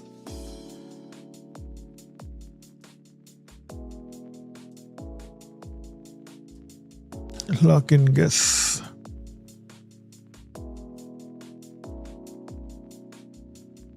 I mean, this is better. This is better, right?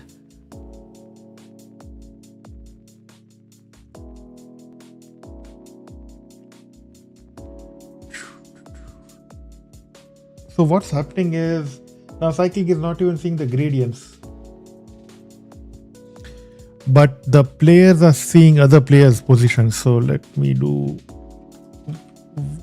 one more round. I think there are two more bugs before we all can try. GVD1, host a game. Game name is ABCD. Initialize game. Copy. GVD2. Join a game. Join. This is GVD2. GVD3. Next. Join a game. This. Join a game. Right. So we have 3 players in. So we'll first assign a psychic. So GVD2, this guy on my right. This guy is the psychic. And you start the game. And you see the psychic is not seeing the dial. And not seeing the gradient. So that's bug number 1. Bug number 2 is if I do this. And if I do lock in guess. The thing is.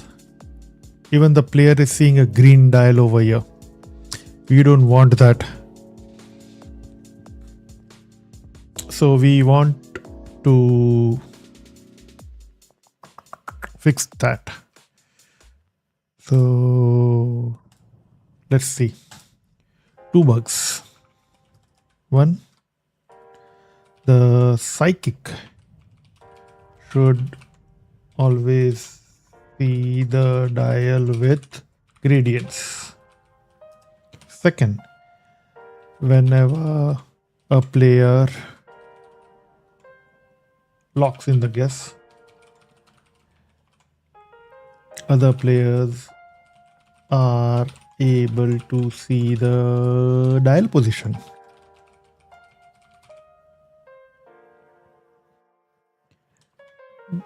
They should not be able to see that. Tan from tan stack. Exactly. Tan from tan stack.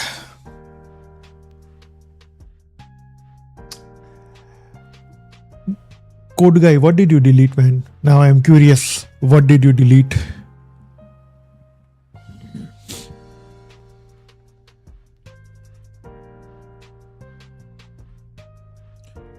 Removed map rendering. That will see their own needle. Each player is in private until the.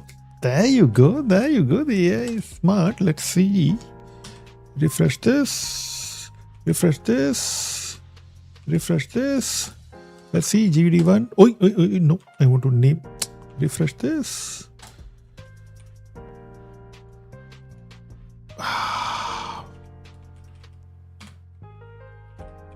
Wavelength. I sent your address. Ooh, thank you.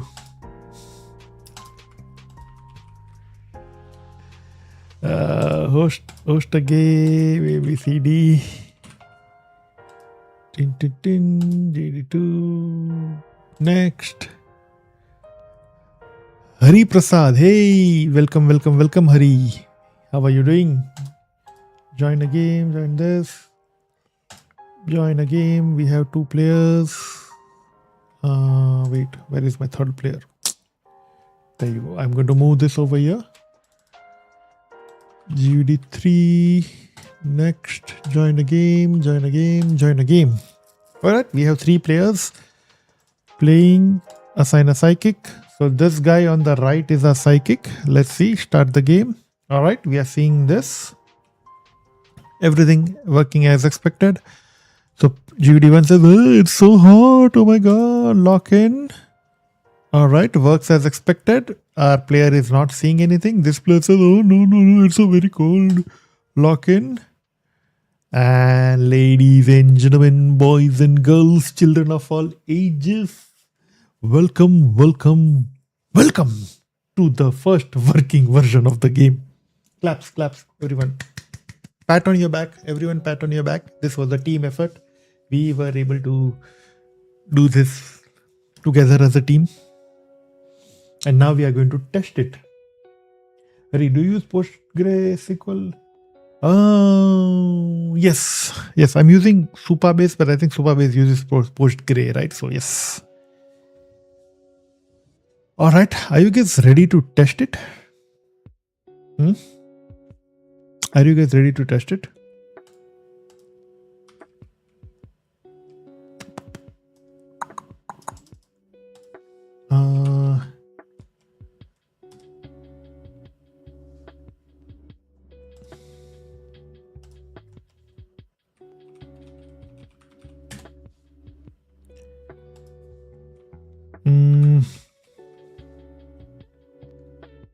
Yeah, I can just say this. Sure, yeah, okay. All right. I'm going to... You guys have Discord access, right? I'm going to paste the link in Discord.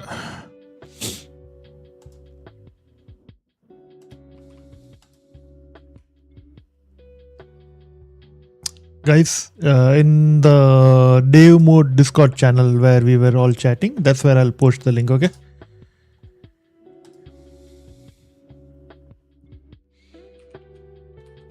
Link is this.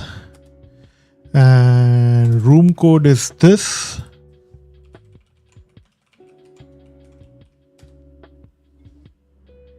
There you go. Please join.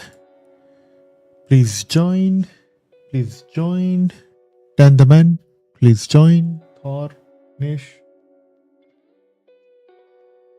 Guy code. Everyone join.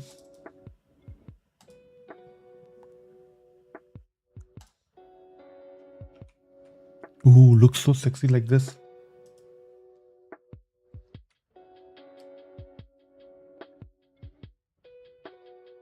Okay, I see Tan is here. Who else is joining? I just see 2 players.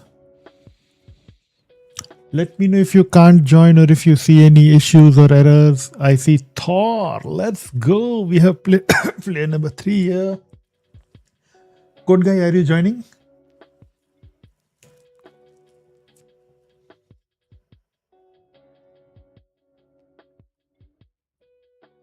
I'll wait for a couple of minutes before I start the game.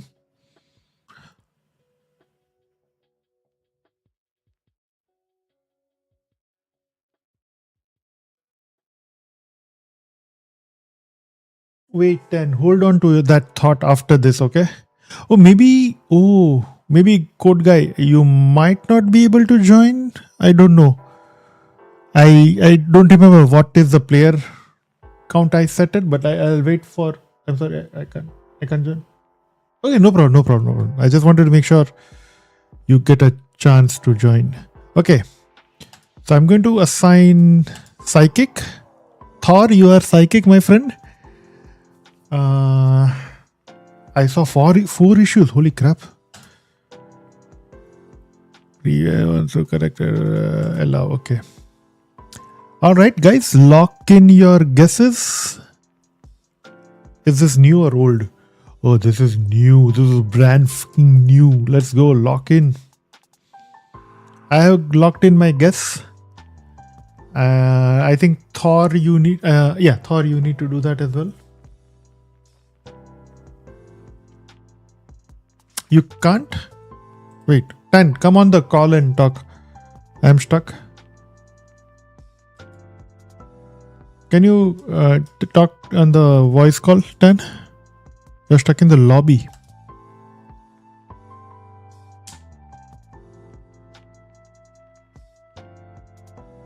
You are stuck in the lobby. Thor, are you stuck in the lobby as well? Stuck in the Yeah. waiting for host to start. Registered players waiting. Okay. Can you share your screen on Discord, Tan, by any chance?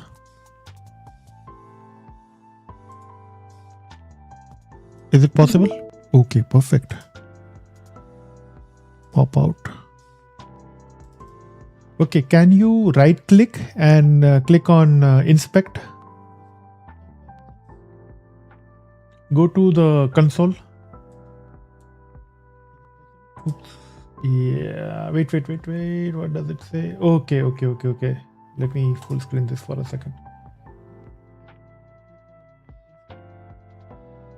Okay, now I know what is the issue. Okay. Okay, you can stop sharing now. Yeah. Okay. I think I know the issue. Can you guys guess what is the issue? How do I close this? Any guesses what is the issue? Let's make this an interactive thing.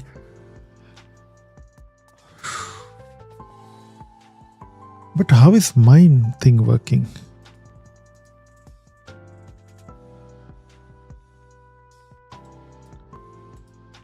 Then how is this working? Okay, let me try one more time.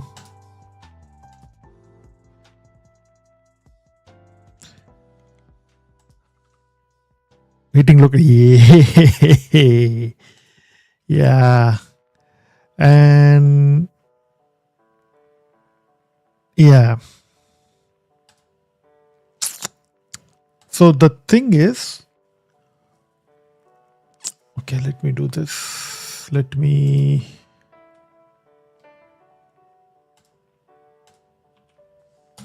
join again.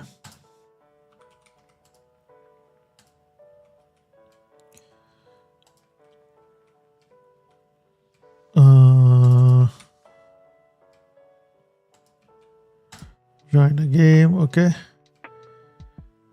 So what's happening is, 32 is psychic.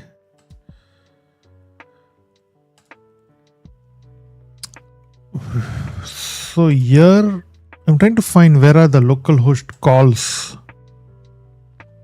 And I think it makes sense. Yeah, these are the localhost calls. Yeah, and it makes sense.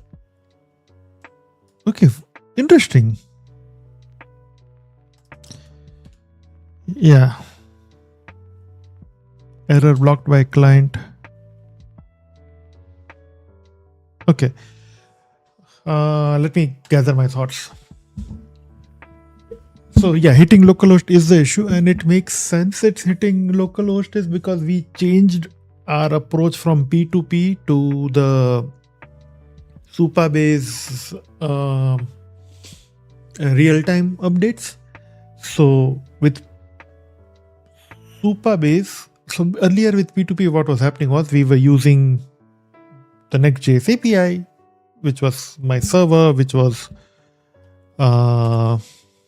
calling the I shut down the server, by the way. Yeah, which was calling the server, which was calling the localhost. Now, since my server was running here, the localhost was here. It was able to communicate, do everything correctly. But now with real-time updates, what's happening is the client is like the browser is directly communicating to the Supabase backend, and it is causing the issue. Let's ask our expert. It's a little almost. All right, Dan. Thank you for stopping by, man. I'm trying to think if there's a better way to test this. Worst case, we might have to just update it. I mean, just push it to production, but let's see. I am trying to test my Next.js plus Upabase. If I can type.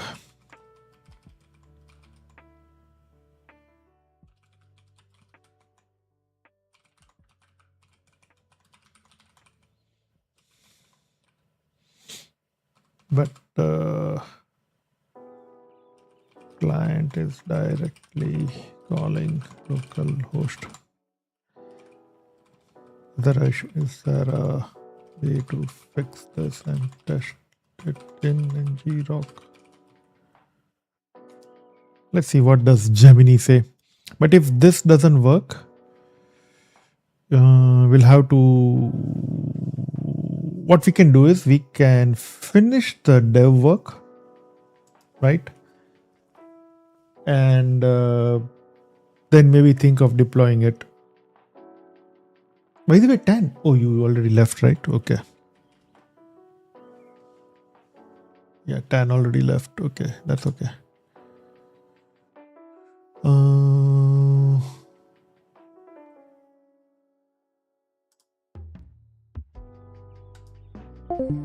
Yeah.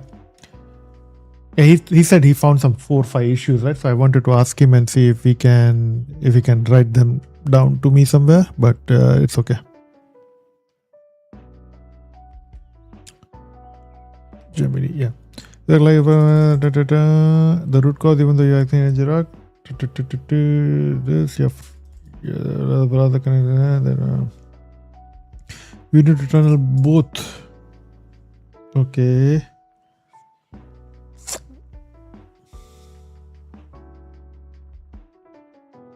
Okay.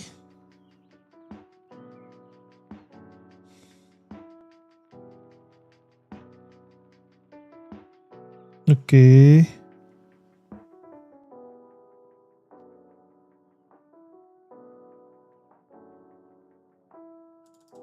Okay. Guy code also left, I guess. Yeah. So basically, we have 2 options here. Let me do this one. Let me commit the changes.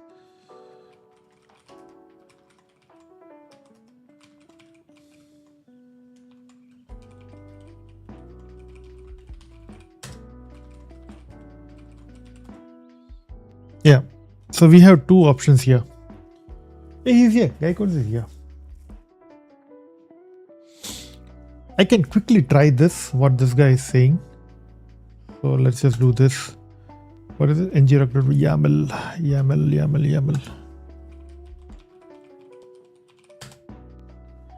And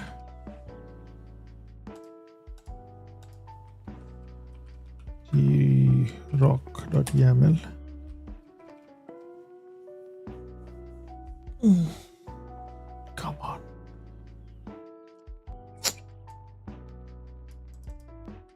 Come on.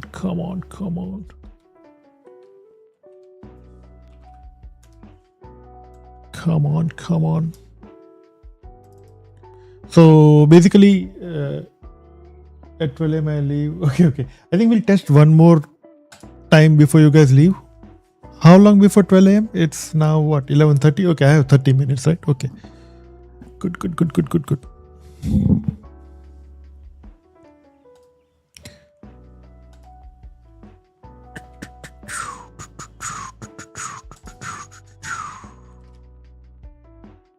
Option if I already have it in CLI. Okay, I already have it in CLI. Okay, let's see how it works.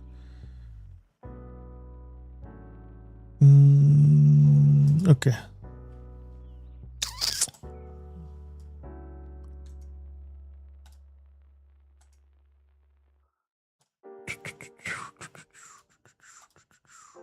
What is happening?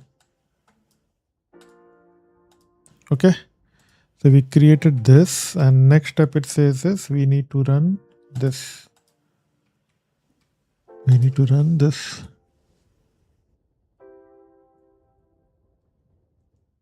Okay, we need a ngrok token.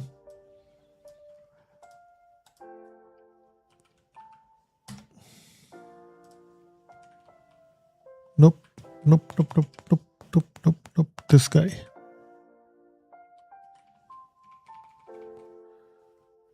Close this.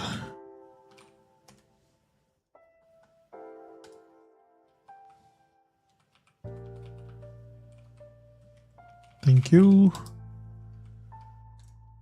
Bring this back. We have this thing set.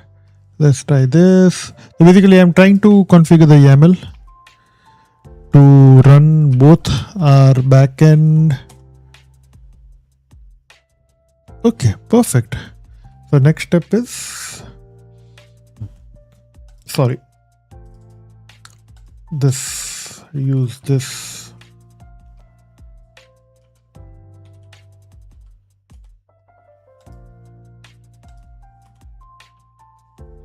Let me do this as well, just in case. And it should be Ngrok free app, right? So I need this guy over here.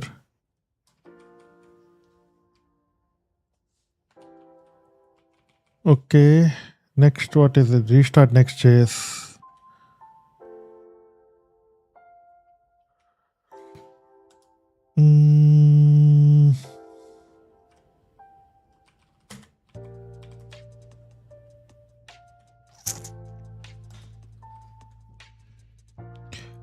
Now, okay, let's see. This is restarted. Okay, guys, are you ready? Guy code. I mean Thor, right? I think Guy code can't join, so we'll just have Thor today. If even two of us can confirm this is working, that would be awesome. Awesome. Wavelength.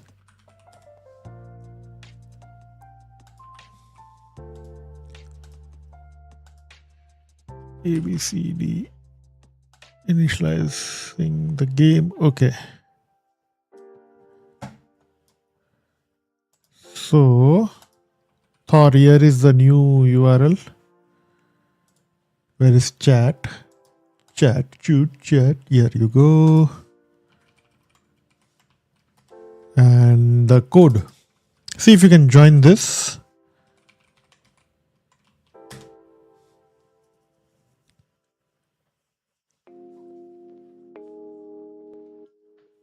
You're there to test, right? Thor, sorry, I didn't even ask. I was just...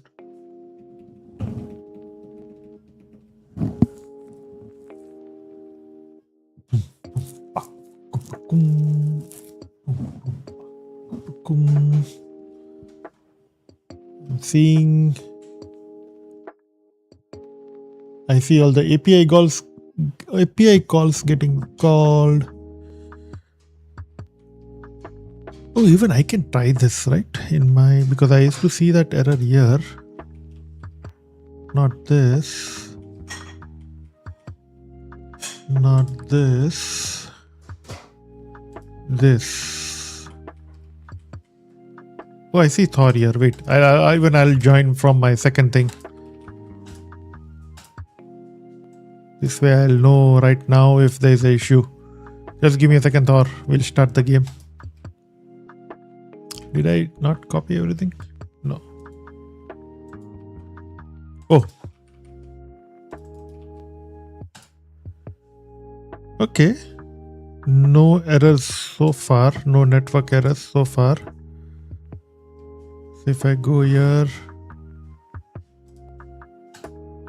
I see Thor is the psychic. I think this is it. If I click on start game, I see start game.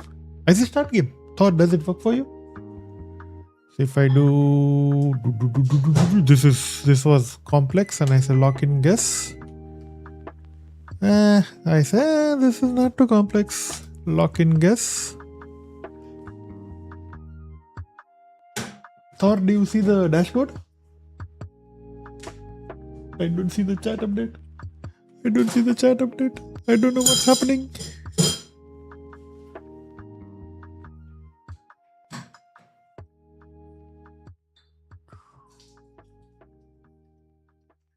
Thor, my friend. What do you see?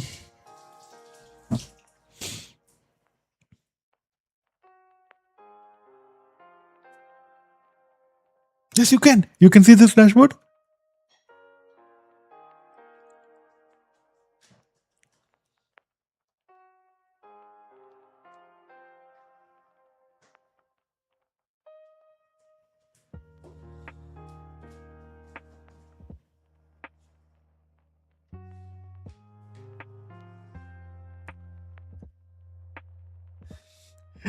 GY.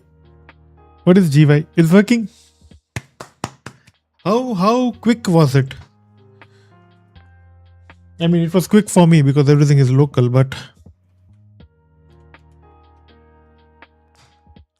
what is GY by the way? Oh shit, I accidentally closed the server.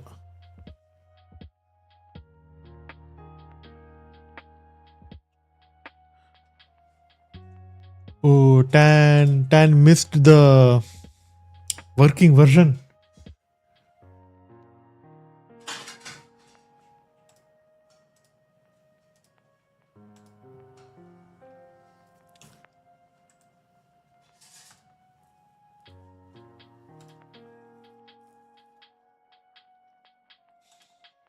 There was a delay. Oh, okay, let me think about it. So, I think delays. Oh, yeah, I actually closed the server.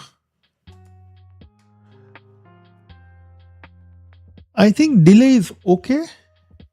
How significant was it? Was it like 2-3 seconds?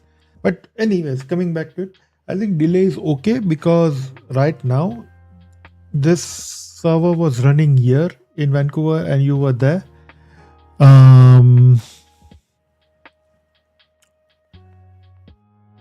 Yeah, that should be okay. Because when we deploy it, it will be in a server, in a proper server, and it'll be a much more powerful server. So even if there is a few second delay, I don't think this needs real time updates. That's where I'm getting at. Right? I don't see any real time updates needed over here. I mean, I can change the WebRTC to even regular polls where we keep calling the API again and again, and I think we are still okay. It should still work. Yeah, as a psychic, you can't move the bar. At least that was my understanding of the game. You just, so in an ideal world, you just give the hint, and that's how it works.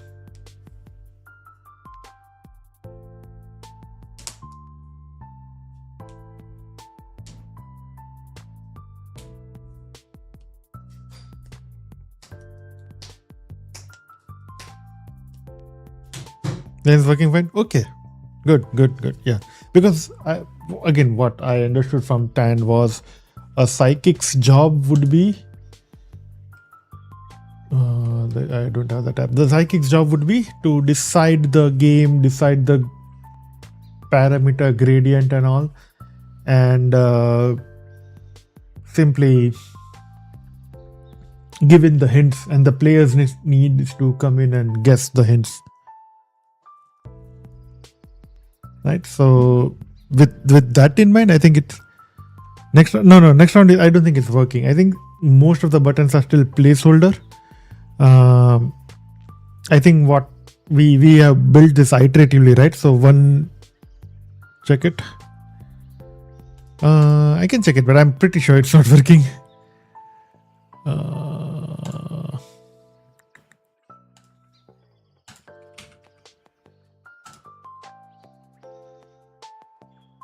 Oh yeah, this is because of my next config.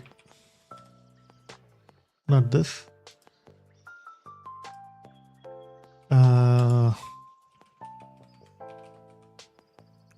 Local. There you go.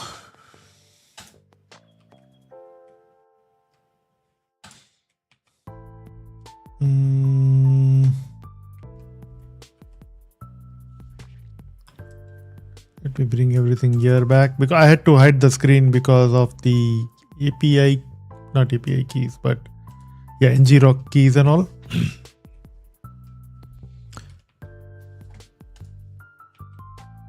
Run dev.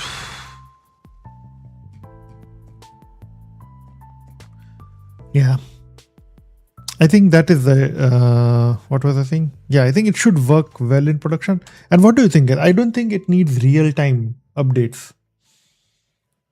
I think a simple polling mechanism every 5 seconds, that should be okay as well. Why to block the server with real-time updates if there's no real-time thing going on, right?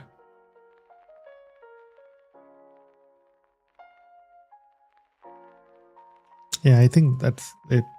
That makes sense.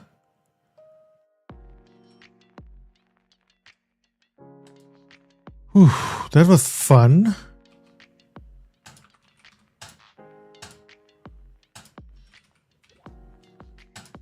There are still minor things that I think there are bugs, but I think this is good. That should be fine, right? Yeah.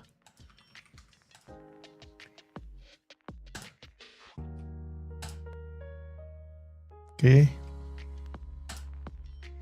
Start game. So yeah, see the host is this guy. This guy can't move the dials, but this guy is the player, so it can. So you will say, hey, this is complex, lock in guests, so all guests are locked in, and now this works. This is a good visualization, right? And this thing. So what happened for next round? Did anything happen? Okay. Yeah, I think next round is not working. It's... Oh no, it is. Okay, interesting. These are all business requirements. So I don't know what happened here. Yeah. We'll have Tan come in and tell us what the next round should be or how we should work. But this is good for now.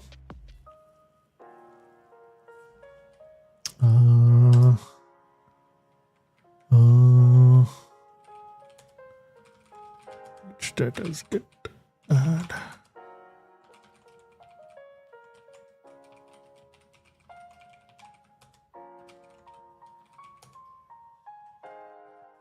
Okay.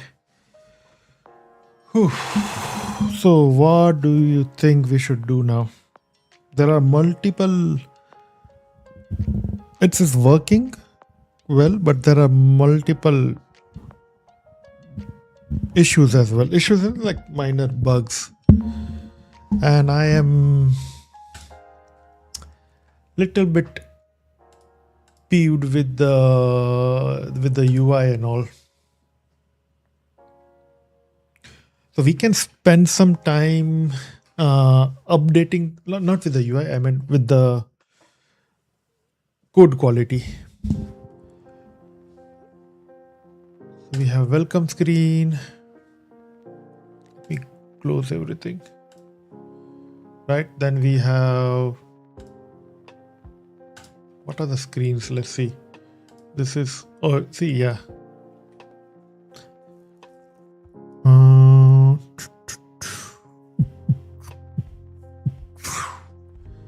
Main menu screen. The UI is good, but it's the thing. So it's the code, the way we have implemented the UI. So what I want is, right now we have one page, right? And multiple components that change based on the state. But now let's say I did this, I did this. My room name is ass. Anyways, I did this, right? Now let's say I accidentally refresh the page and I lose the room that I've created. And also lose the room I created and everything, right? What I'm thinking is to refactor the code, right? And again, everything works on props. So we are, this is a public lib app page. Is wavelength page. We are passing in like all these props downstream. You see so much this thing. I don't like this. I think we need a state management solution as well, so that we can have multiple pages which read from the state. And in case if I, let's say, close my browser or refresh it, I can save the room ID and the host. Yeah, I can save the room ID and host ID offline. And if I open the app again, it picks up the host name from there, gets the room ID and resets everything as it is. Right? That way we are not, like, if you see our database right now, we are like populating it. Look at the game rooms we have created. Look at the players we have created, right? It's just me testing and we already have 100. Yeah, no, we have 37 records. Like just one person testing multiple times. Same thing for, I don't need signaling anywhere, but yeah. So my thing is, every time you refresh the page, it's going to create new players, new database entries and everything, which is not good for our app as well. So if we don't want to add authentication right now, but if we refactor the code in a way, then we can add authentication if we want to in future. It's good for the database. We can use the free version more. So I think that's what I'm going to do next. We might not be testing the app for a while, but I think this is good for the app. So that's what I'm going to do next. What do you guys think? We can add more features later on. We have a nice working version right now. So we just want to make it work, make it right, and then we can think about making it fast. What do you guys think? By the way, code guy, you need to give me your stream link, okay? Somewhere in the chat, whenever you can. I don't know why I just remembered that, but I did. All right, so how do we do this? Should we just ask the agent to just go ahead and willy-nilly? We can delete that. Yeah. We can do that. We can add a cron job or something that does that. But even in general, this is not maintainable.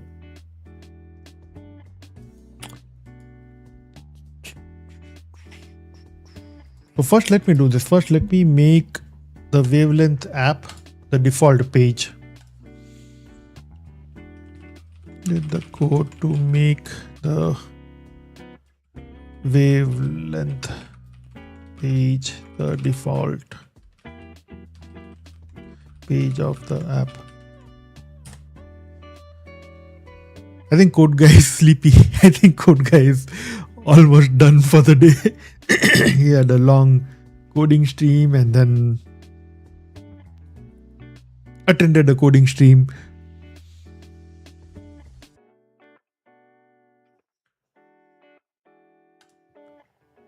What did it do?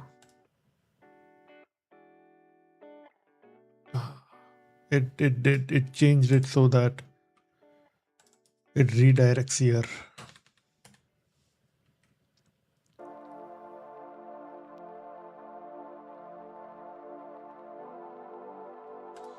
I don't like redirects, man. I want to just load this.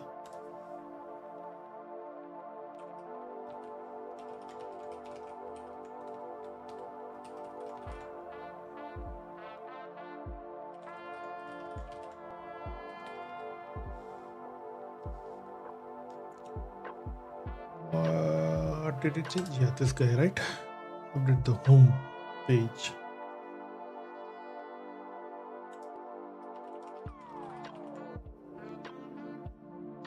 And move the wavelength page to home page.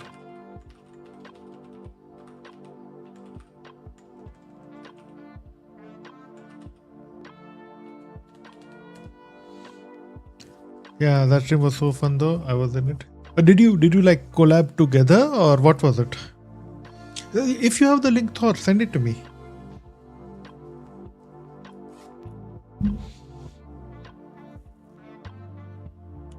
Maybe I can find Code's channel from this go-to channel. Oh, there you go. There you go. I found him. Streamed 4 weeks ago, 21 hours ago. Yeah, here you go. Comment डालने का वो डालना पड़ेगा. Ah, I see. Comment का input डाल जल्दी जल्दी तू. Interesting. I see it. I see it. I have his channel now. It looks interesting. Done. Wavelength is now homepage. Let's see. Let's go this. Oops, not 3,000. Okay, perfect. This is what we want. So let me just add this.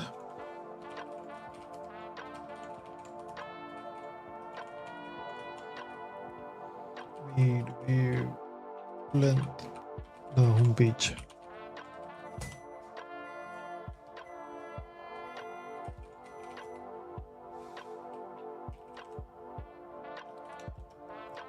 We were working on the blog thing together. Yeah. But like, were you doing like some kind of VS Code collab or pair programming or how? That's what I wanted to see. But I see Code Guy has audio in his stream now, which is cool. I just heard him. I'm just put it over here for future reference so I can watch it after my stream. Hey, let's go.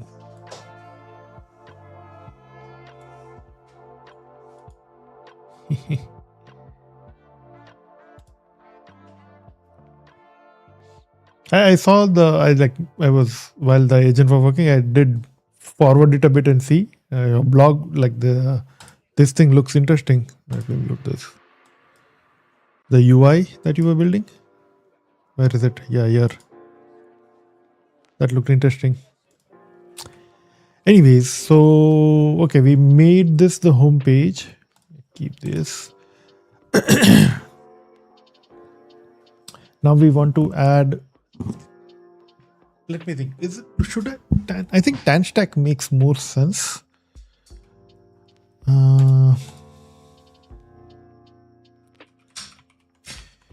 One page and multiple components with props, drilling.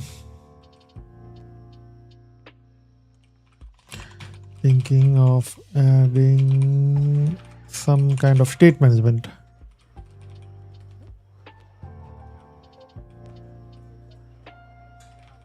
I think tan stack, and there was one more. Zoostan. Zoostan is a state management thing.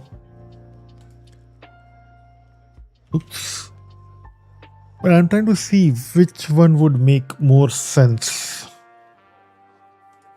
With tan stack, it just everything makes sense. It also caches the query and everything. So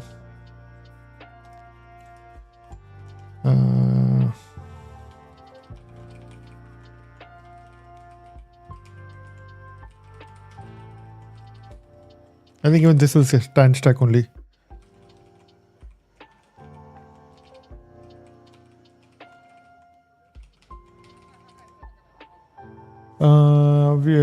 We were working the VS Code collab. Oh yes, use tan stack Redux. Okay, yes. Yeah, because in this case it doesn't make. It's not just the state, right? We also there are some API calls. There are some real-time hooks. Oh, it says Zoostan. Interesting. Well, tan stack query is rendered for server state. It's designed for pull. Your game is push. Trying to force is possible. Oh, okay. Makes sense.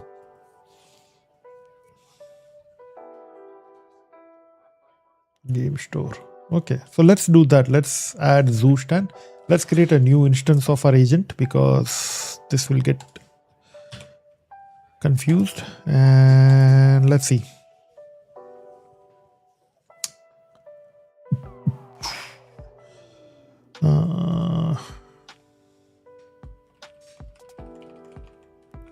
Do stand. Right now the wavelength. Do I need the slash wavelength anymore? Right, I think if I remove this should still work.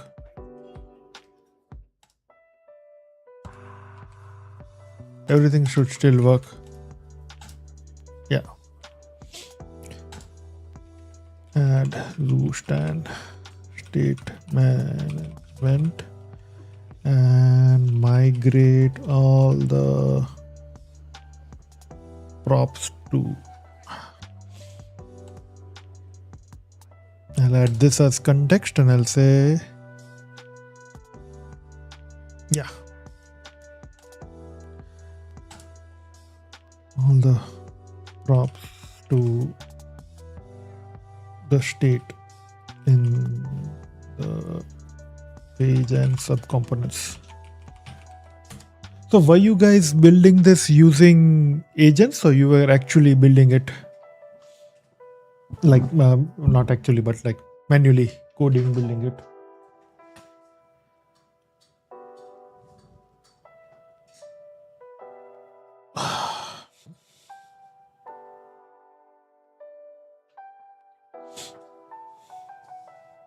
So we'll migrate, like we'll refactor and improve the code quality in multiple steps.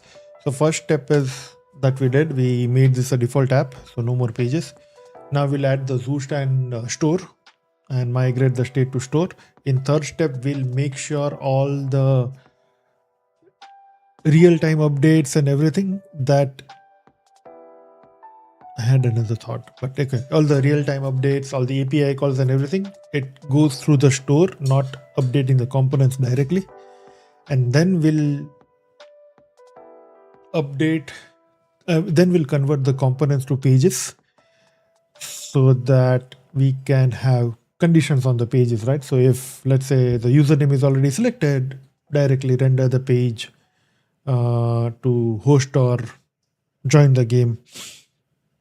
If the game room ID or whatever is already set, then directly go to the game room, things like that. Just UI is built using AI. Okay. Makes sense.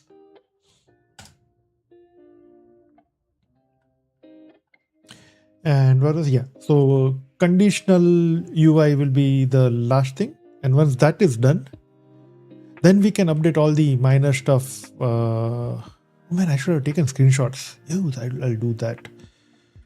Let me do that right now only.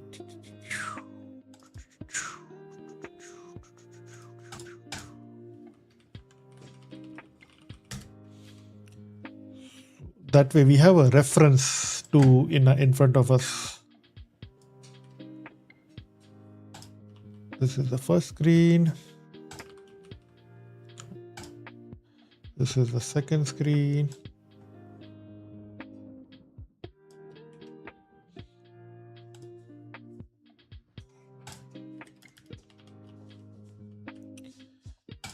This is the host game screen. I think I can make it better. This looks weird. But anyways.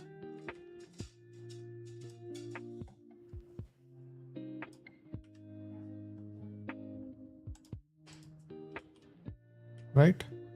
And then this is the fourth screen.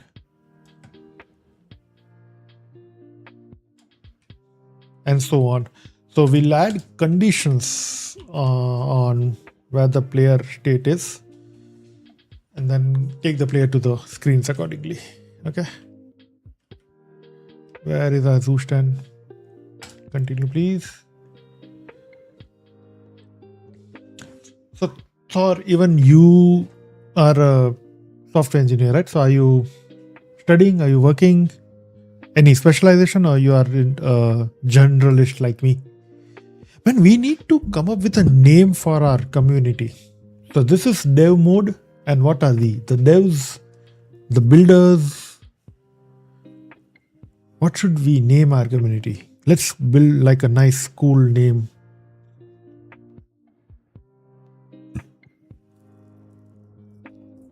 Like some kick-ass builders, the builders, something like that.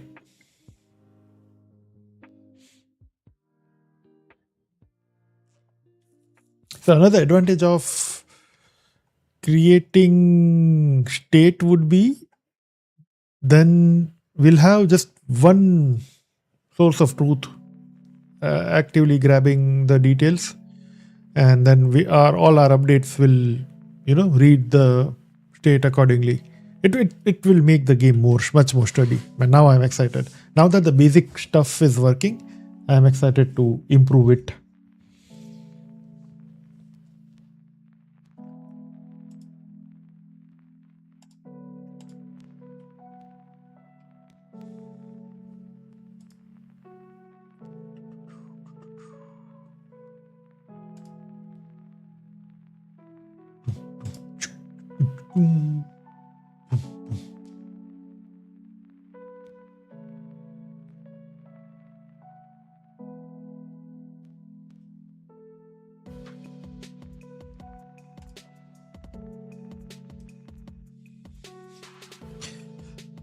Currently studying BE CSE third year. Okay. Nice, man. You are building this stuff in third year. That is awesome. That's the only way to learn, build stuff. Keep all. What did we do? Let's see. Okay, we created a store. I see a store somewhere. Here you go.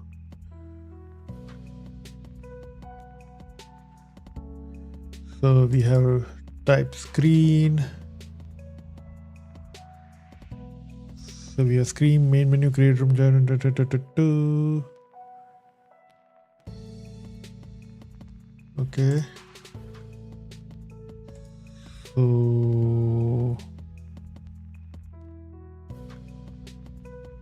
default is welcome screen. Where are we updating the state? Use game store. Let's see. Are we just setting things here?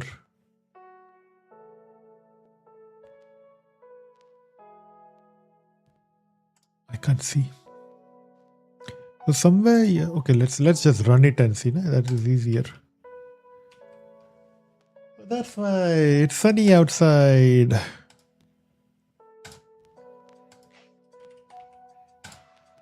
Okay. Everything is working.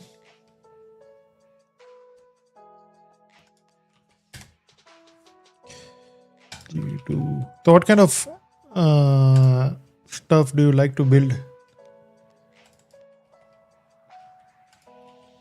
Join game. Okay.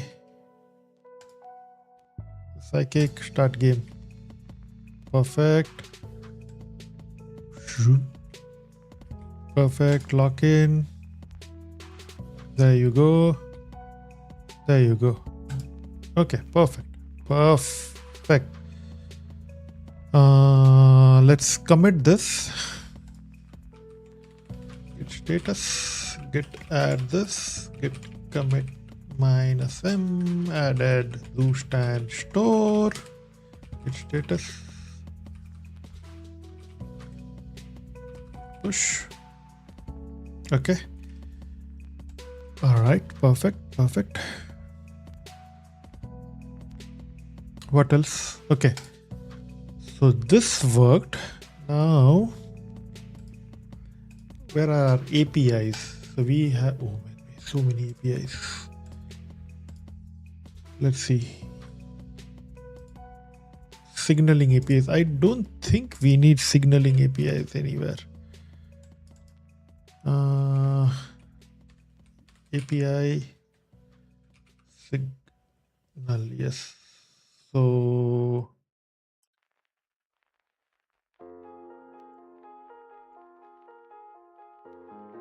okay, we have these two guys using the APIs. I don't think we are using this anymore.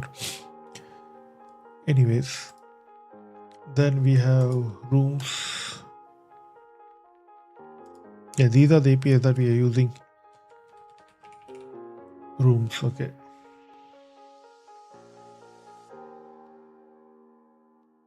WebRTC, okay. Okay, create room.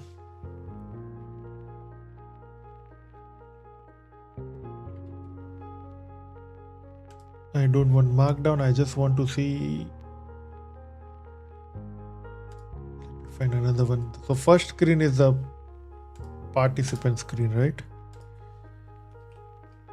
Okay. Yeah. Yes. Interesting. Join room as participant. Okay. Await. Create room.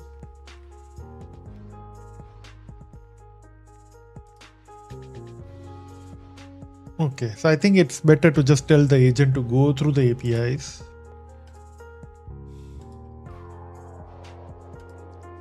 How to understand?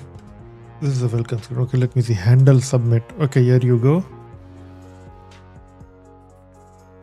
Set player name. Like it's using the store. Where are we calling this?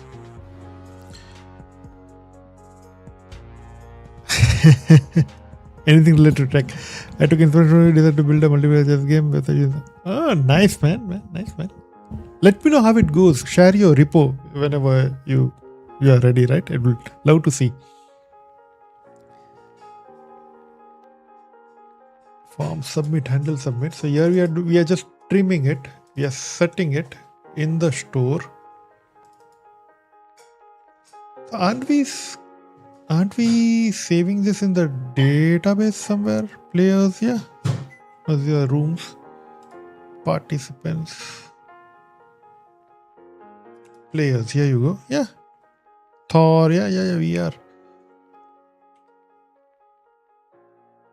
Set player name, use game store. Okay, let's see. Maybe store. Set player name. Okay. So where are we calling the API then?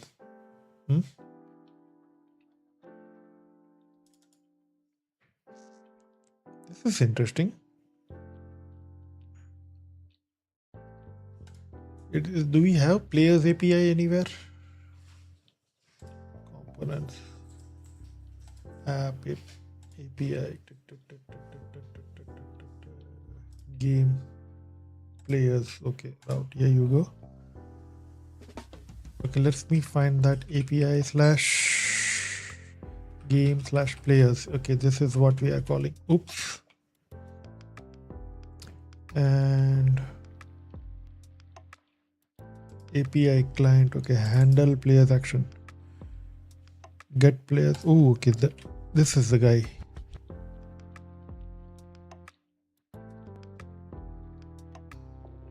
We have changed our decision so many times that our code base is such a mess right now. Which is okay. We'll figure it out as we go. Player action, create game, join game, handle player action, get players. There has to be something called set players. This is all fetch.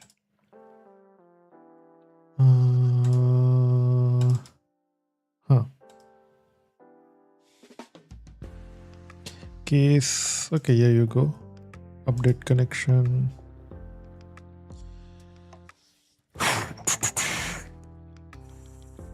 I think the code needs serious cleanup now. Constantly using agent has created a mess of our code base right now, which is expected. I'll tell an interesting story related to that. But I think before doing anything else, we want to refactor and clean up the code a bit, right? So that we remove all the unused code, we define a clear pattern of how everything is implemented, and then make changes on top of it. Now, the story I was reading someone's blog and they were talking about all these vibe coders, and they said that they asked a vibe coder who vibe coded a SaaS application which was in production and everything. And this guy who was interviewing him, he was like an experienced developer, and he saw the code base and he was like, the code base was a mess. Everything was like unorganized and like not all the best practices and everything. And he was like, hey, your code base is a mess. And the vibe coder, he was like, so what? And then it came to realization. That's what I'm seeing right now, is like all the so-called vibe coders who never coded anything, they don't care about the code quality.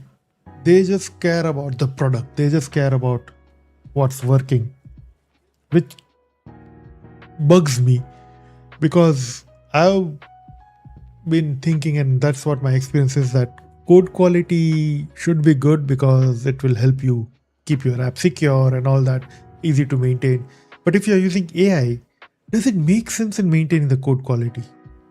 Right? I mean, if I don't do anything, if I just let the AI keep on making decisions for me, would it make sense? Would it work? Would the vibe coding just work?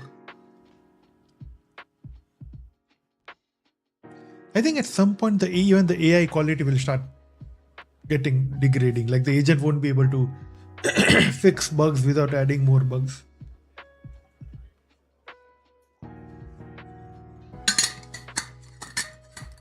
I think it's better to fix it.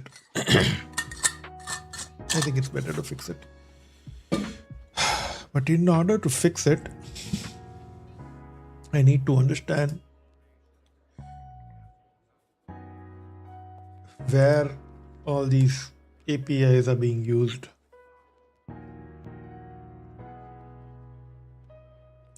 And for that, I need to use the agent again. Okay. Scan the code in API app/API directory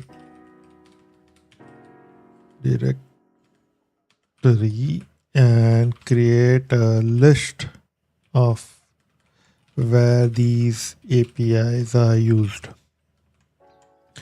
which pages, which components.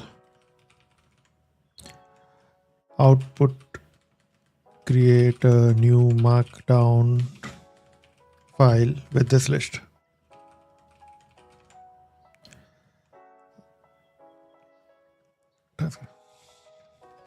Let's do this. Our task is to first clean up the APIs, right?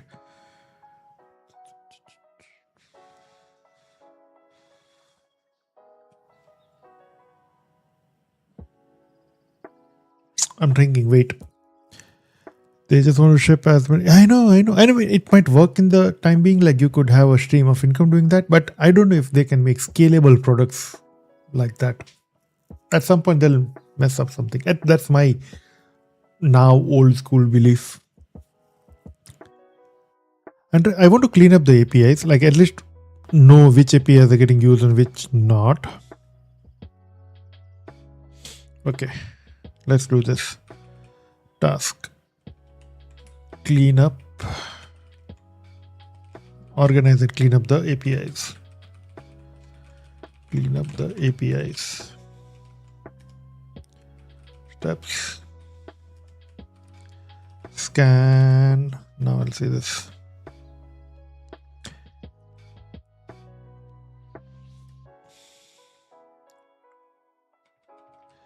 We only want to keep the APIs used in the wavelength.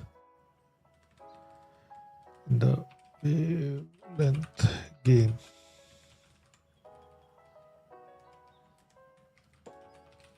List of APIs that can be safely deleted. Includes P2P APIs, APIs in. I had two more pages, right? Hello Super and Hello WebRTC. APIs. Hello Super and Hello WebRTC pages. Wait for my approval before deleting the APIs.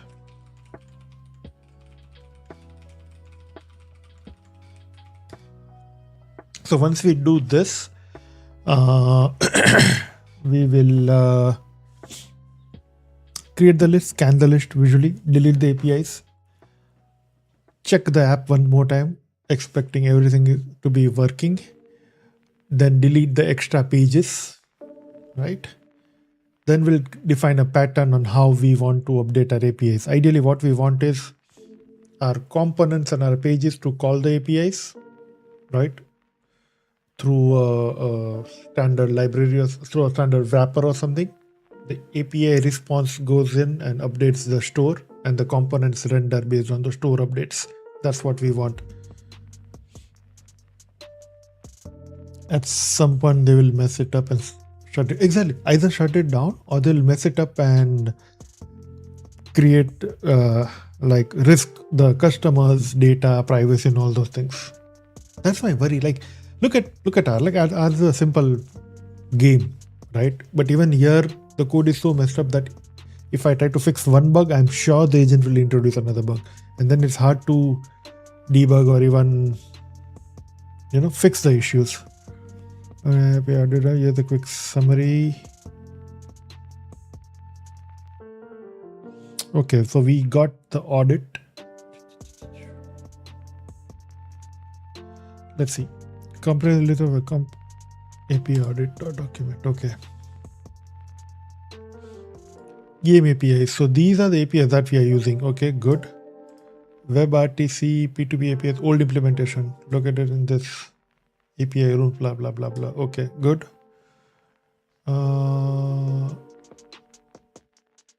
Creating room this, joining the room this, start, state, get current game state, rounds, deprecated APIs.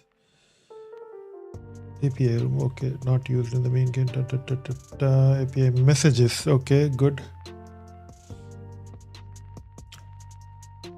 API, supporting file to relate, okay. I think this is good. My still doubt is about the participants, but let's see. Yes.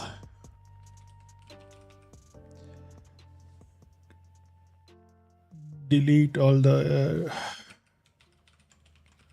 deprecated APIs and related file/folders. Let's see.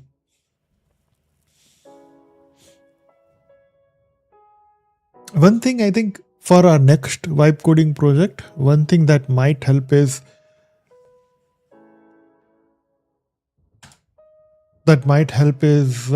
defining like the architecture, the frameworks and everything beforehand, and defining a general structure beforehand, like the general pattern beforehand, creating an agent's MD or something. Okay. And then having the agent run at it. Component examples, we don't need that. Exactly. I think vibe coding is good as long as you understand what you're doing. Otherwise, it's going to be, at some point, it's going to be a mess. Excellent that we have did the API audit. And also the reading part. I've seen, even I made that mistake a few times. I was vibe coding and then I stopped paying attention to the chat, to the page, to the changes, because then unless you're focused on working, you don't pay attention, right? And then I was making changes without understanding what's happening, and I was in such a bad state that I decided, okay, every time I at least read the final few paragraphs to make sure what the agent is doing, Okay, on the 6, okay, the player's API is there in the game. Okay, keep. Let's see, let's start a new game. I want to see there are no errors here. Okay. You know what I should have done? Let me do this. I want to see the API calls as well, so this doesn't make a API call. Okay.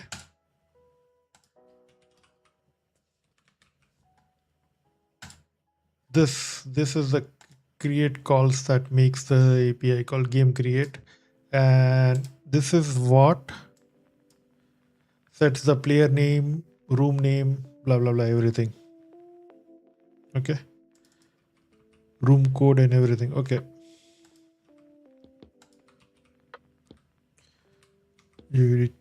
two. Okay, so here we'll have another API call which will join.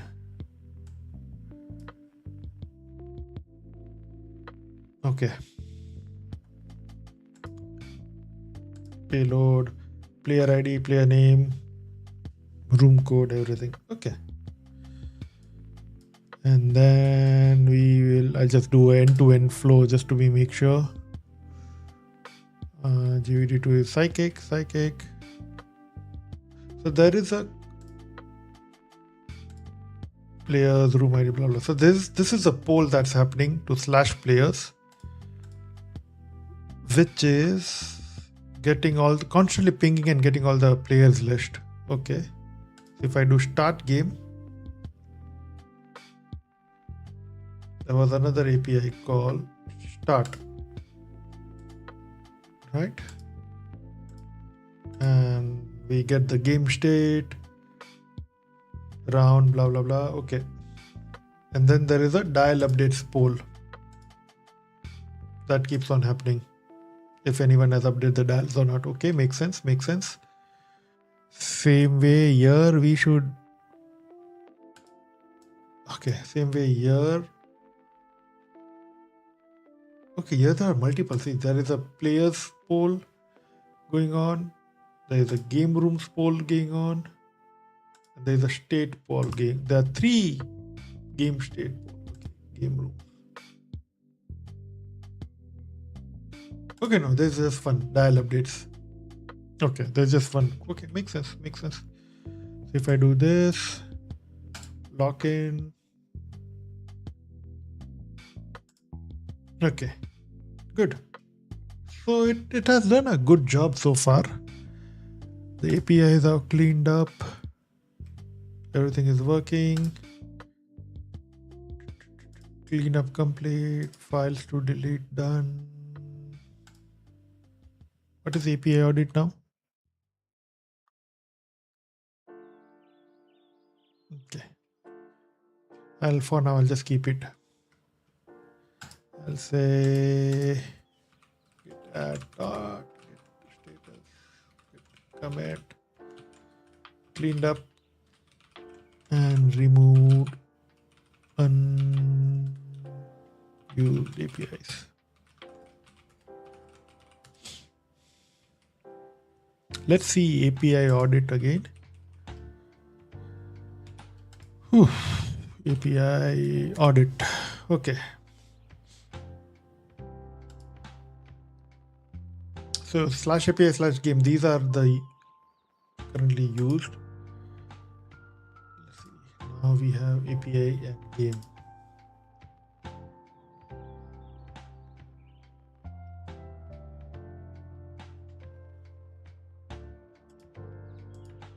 Okay.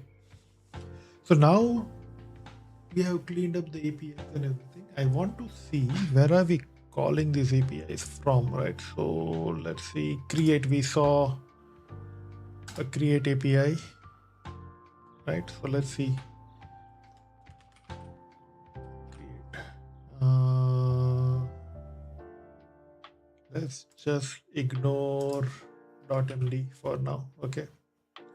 So we have an API client that calls create.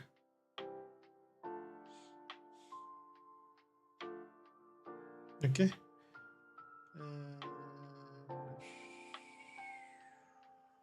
So this is, oops, I want to open this API client, but okay, let's see. So it awaits, it creates this game, and then it creates this create action as well. The create game action updates the store. Okay. So here the component is doing both, right? Our component is creating the game and then creating the store. I think the good pattern is that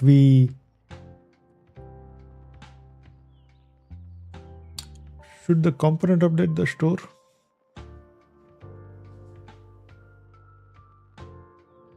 I was trying to remember.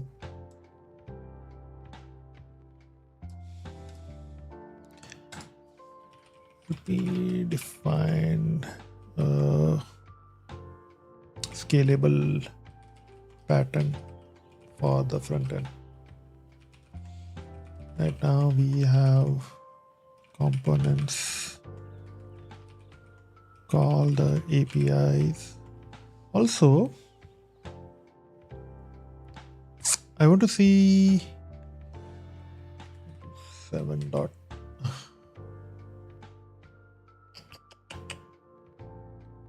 Where are we using the real-time players round? Where are we using the real-time database here?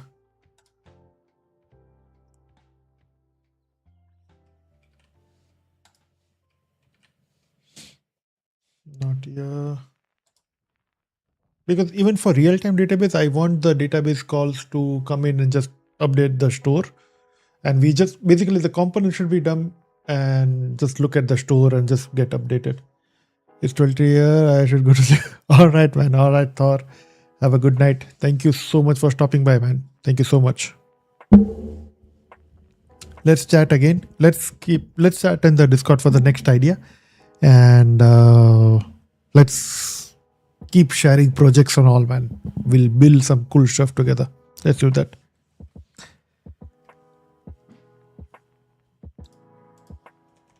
Components call the APIs and also update the store. I want to make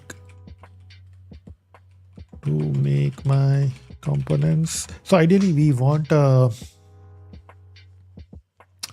provider where you call the API and the provider updates the store. So components is called the API and forget, something like that. Components and pages as dumb as possible. And just rely on the store for state update. Good night, man. Good night.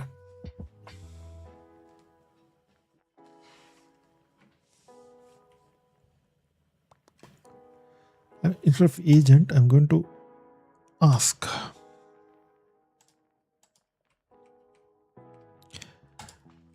Where in the code are we using the Supabase real-time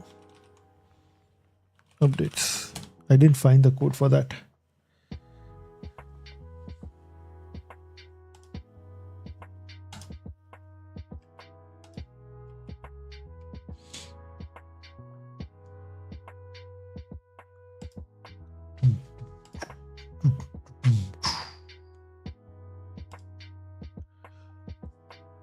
So who else is here now? Hey, I was just going to ask who else. Hey, Parth. I'll just call you Parth, right? Parth was taken. We are still going, oh yeah. We got a working version of the app. Now we are just updating it to productionize it. Oh, there you go. This is what we are looking for. Supabase.channel.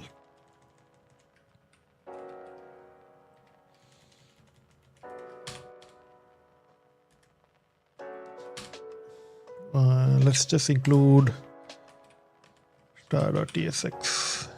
So we got a basic version working where you dial the updates, you lock in the guests, and the guests updates in the UI along with like all the real-time updates and everything. So we are doing good. We just want to clean up, organize the code better before we release to production. Okay, we have these calls over here as well. What's your bandwidth for the project? Bandwidth as in like how much time I'm spending on it, or when the comes exactly every transport. Then this is what I want. Components level page. Layer 1 API client. Only job is to return the data and throw an error.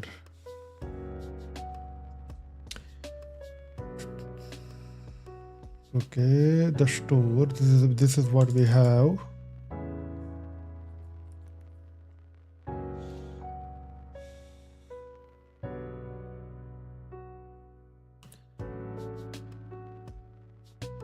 State dot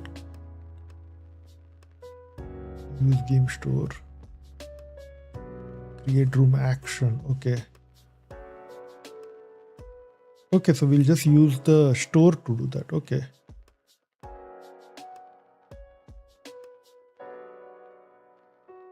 Okay, create room action.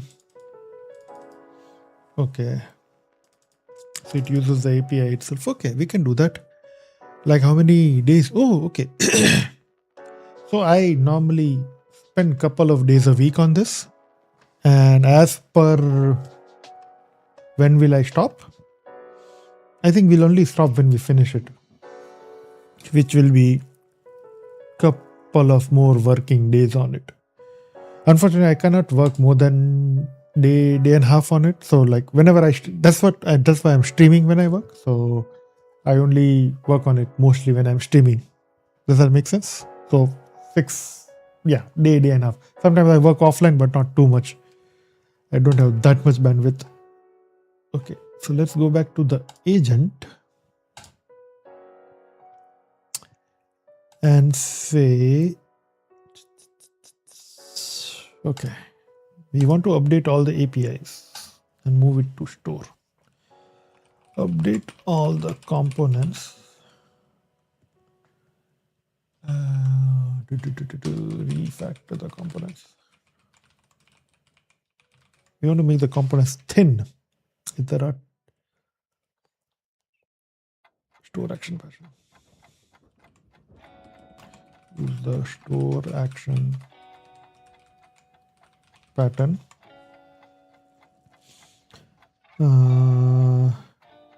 Move all the API calls to the store actions. And API calls and store updates. Store actions. And update the components accordingly. Now we'll have a single source of truth. Which I think we already have. Let's say if we see create,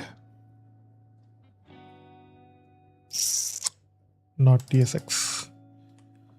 So we already, these are the APIs, create form, main menu, API client. We already have an API client which has all the API clients.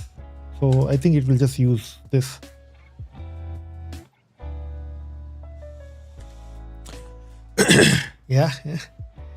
Yeah, I think we are very close to finishing it. We are very close to finishing it. So maybe, yeah, few more sessions. I mean, we have a very good working version right now. The only reason I'm not releasing it because the code quality is meh and it's error prone. So I want to clean up the repo, clean up the code so it's easy to debug. I want to optimize it. Right now it's making lot of API calls without any need. So I want to fix all those things and then I'll deploy it. So Tan told me you play with this game with Tan, right?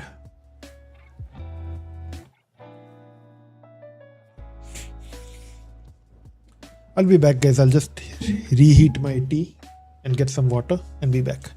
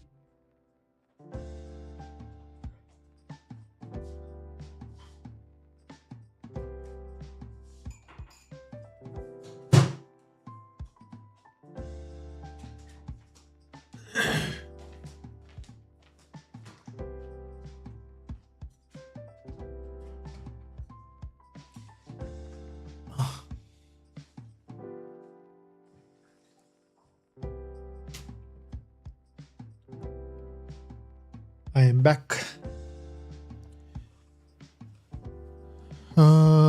So what did it change?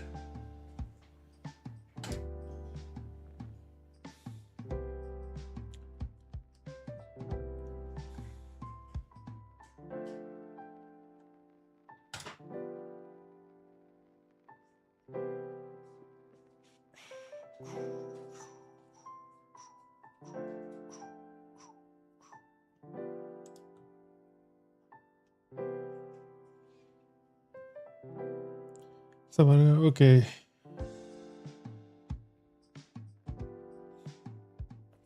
So I wonder, so this works for the API calls. How would this work for the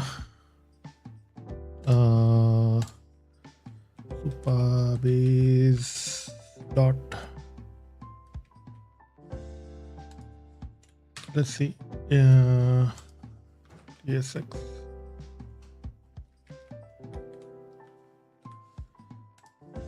Supabase on in the TSX file.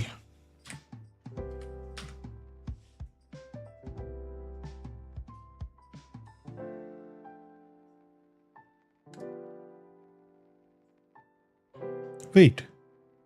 Yeah. How did it work for these updates? Let's see. Continue.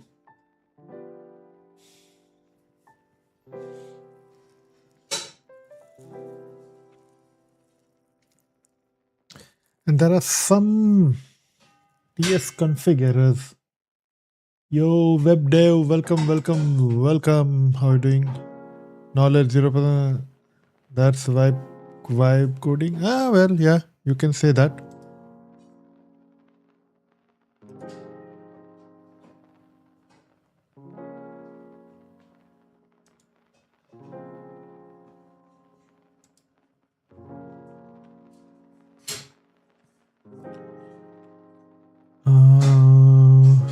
Where was I? Yeah. The real-time updates. I wonder how do we refactor that so that it follows the same pattern? or whether the agent will do that for us. So web dev cohort, what kind of codes do you run?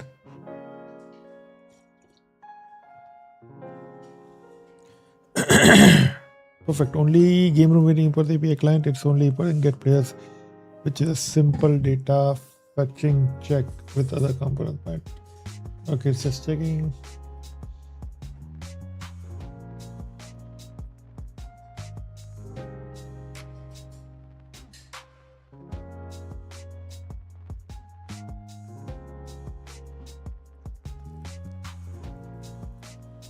Instead of requiring as a parent. Okay, makes sense. Sir, Control C, Control V. Wait, what? What Control C, Control V?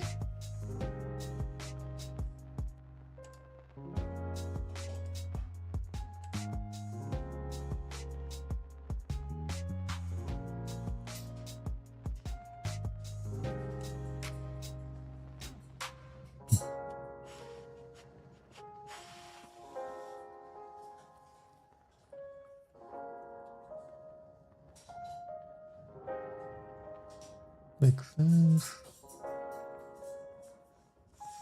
So it's also refactoring the code in the game room, like fixing the hooks and all.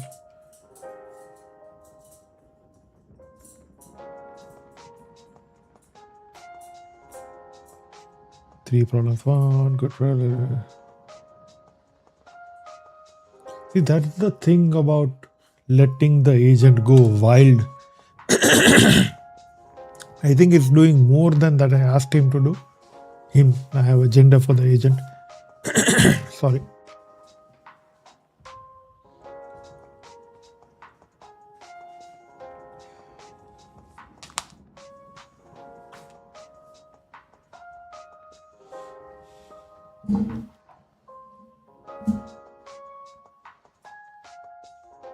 Oh, it's fixing all the lint errors.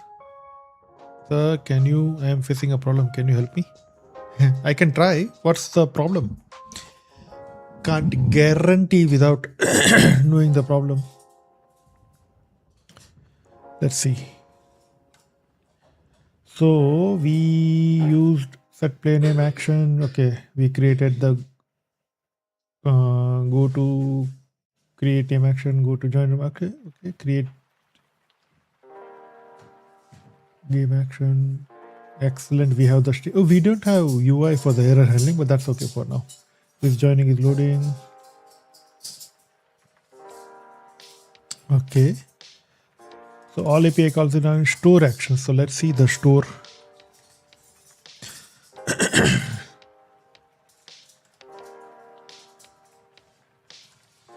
Go to create name. How to idea convert into app? What, like the web app, mobile app, or I think it's, there's a principle in software engineering, right? Like make it work, make it fast, or make it work, make it right, make it right, make it fast. Just do that. Just start building, make it work. Like use your like just have a basic, quick and dirty working version of your app, right? Deploy it, test it with users, see what feedback you get, right? Iterate on those feedbacks, make it work, then make it right. So that's what we are doing here, right? We are refactoring the code, productionizing it, getting rid of the quirks and the bugs and everything. So you make it work, you make it right, and you make it fast. Then you make a perfect version. But don't go after a perfect version first. Just build a quick and dirty. Now with AI, with vibe coding, it is easy to create a quick and dirty version of your app. So the faster you create an app and deploy it and have some users' feedback, the better for you to validate your idea, right? If you have a good idea, you want to check whether it's actually a good idea or not, or whether it's just good for you. So to do that, you just build a web app. Web app is easy to build. You don't have to like deploy it to a store or anything. You just build a web app. All these cloud providers have a generous free tier. Give it to your users and see what you get. Where am I? Okay, let's see. So we have this, we have this, we have this. Everything, no errors in console. Let's just do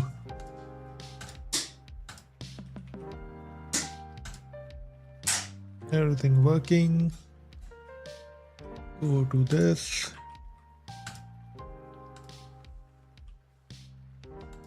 Nope, I didn't think I copied it. There you go. Player 1, player 2, player 1, player 2. Player 2 is psychic. Start game. And we have bunch of errors. We have bunch of errors. Yes, game start 500 errors. So many errors. Let's go.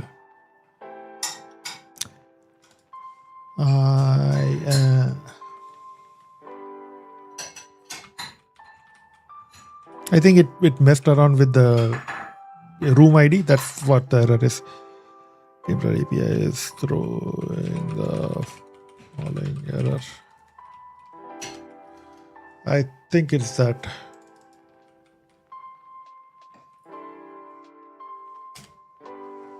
I'm going to refresh this so that it stops. So I don't see the game here. Error here. Okay. Is there an interpreter design the system? Yeah, I think all the AI tools can do that. So even if you use ChatGPT or Gemini, I think I've used ChatGPT and Gemini or they both can create designs for you. They both can create UI designs. Also, there's a product called Google Stitch. Google Stitch, this one. Oh man, I'm losing my voice. This guy, Google Stitch, is very good at creating UI designs. Beautiful designs, and it also, like, you can create responsive designs, and it also creates HTML template for you using Tailwind and everything. It's really good. I use that for most of my projects. Even Gemini by default does that, but yeah. Use stitch.google.com. It's amazing.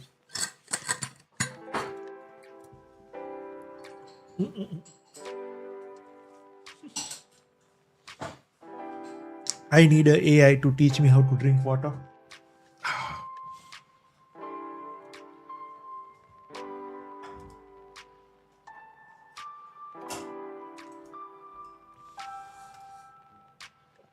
Oh man. Sir, not UI, UX.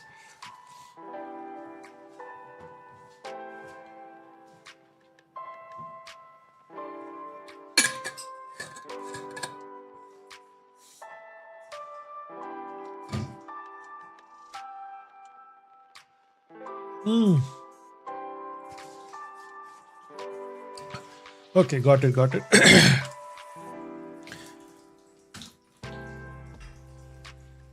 For system design architecture, I don't think there is a specific AI for that.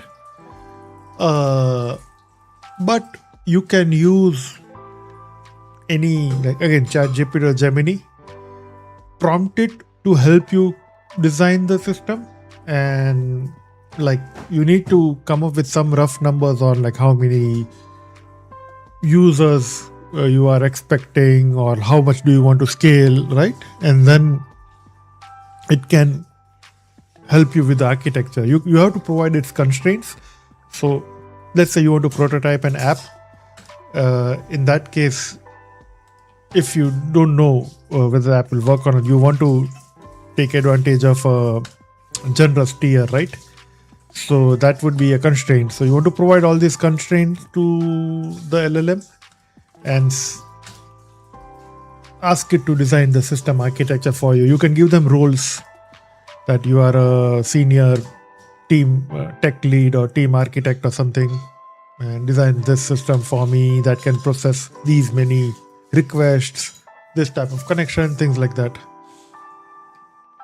But I don't know if there's a specific psychic. I don't know if there's a specific AI that does that. So this works, and this works. Okay. The last change has messed it up.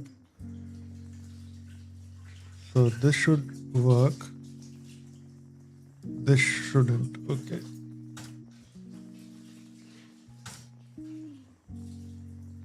Yeah. That makes good. The last change added 2 bugs.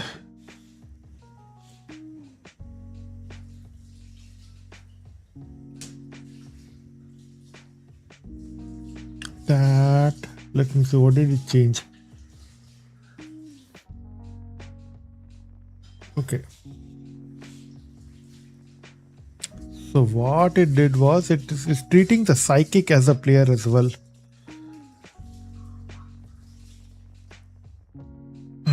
I see the problem. The game start uses upsert for game which handles restart, but create round uses insert which will fail either when starting or other. Let me also clean up dial updates when restarting. Okay, that's what messed it up. So the last.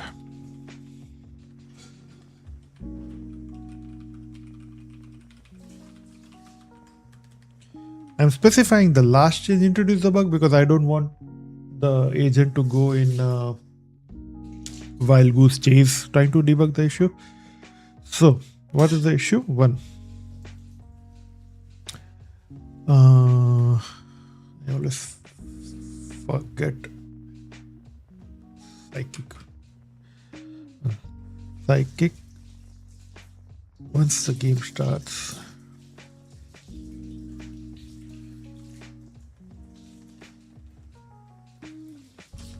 The following game logic is not working.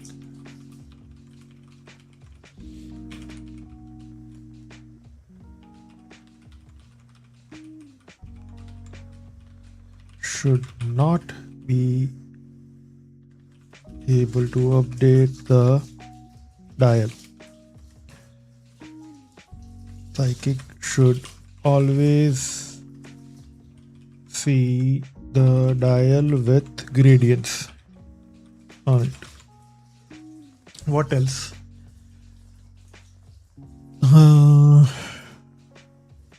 Yeah, just these 2 for now. So web dev, what kind of app are you working on? What kind of app idea are you working on? Hey GHS, welcome.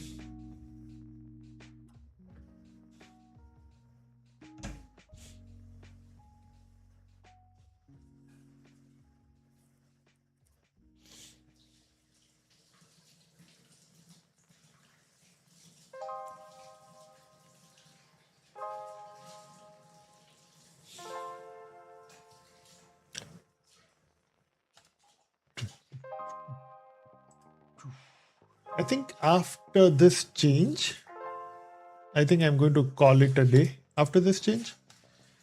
I am in the flow state, but I need to end the stream. So let's see.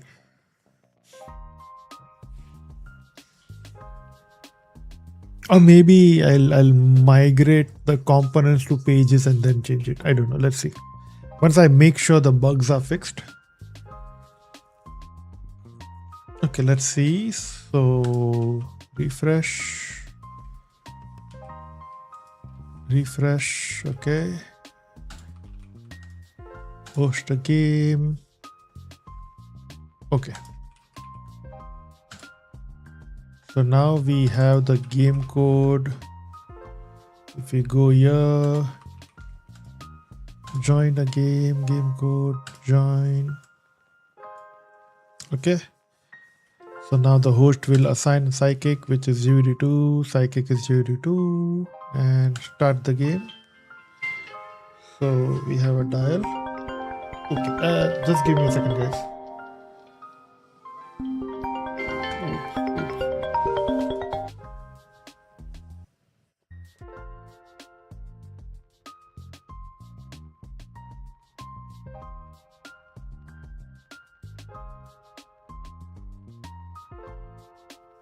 All right.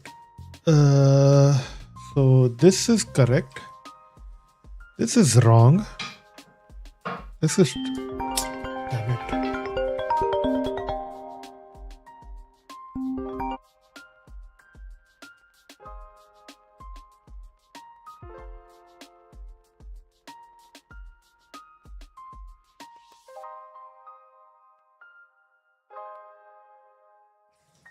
Okay, I'm back.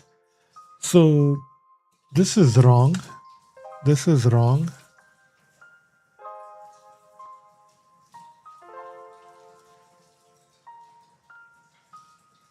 Yeah. Why is this?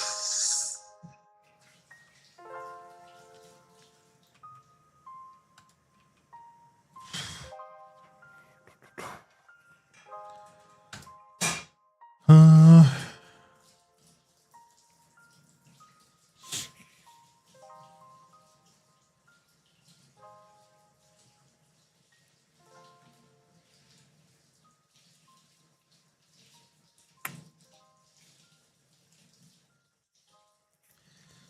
so right now, let's see. Right now, what's happening is, let me start the game again.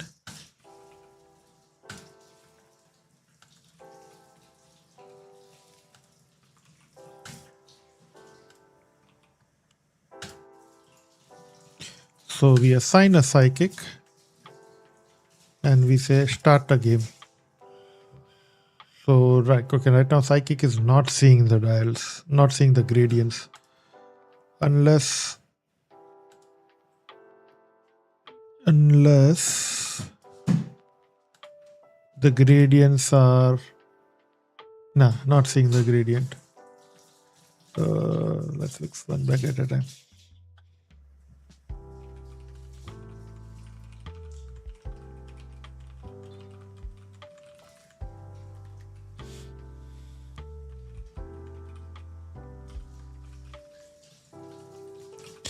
So we'll, instead of like giving the agent multiple bugs to solve, we just say one bug at a time.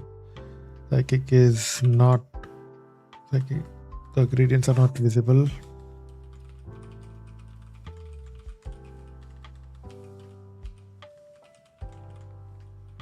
Oops.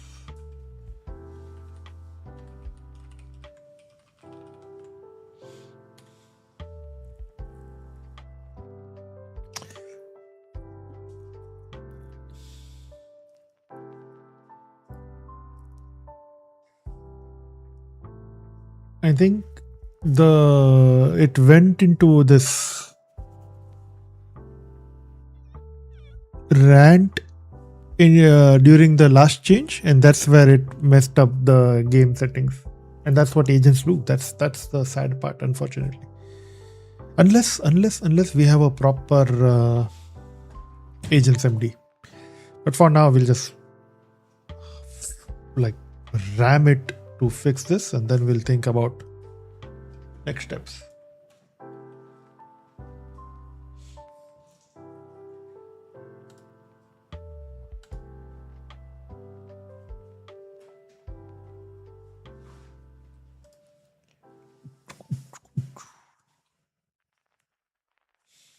I should have committed the changes before this. That's okay. We can always restart the agent work. So let's see. Refresh. So this is there. Host a game.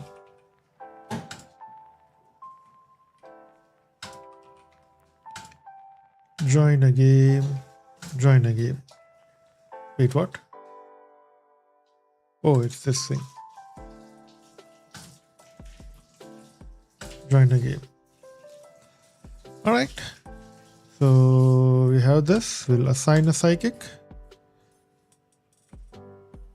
This guy is psychic. Oh, there is also reassign psychic. I didn't realize that. So this player is not saying this.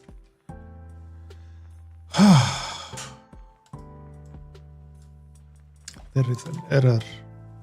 I didn't realize there was an error. Okay, what's this?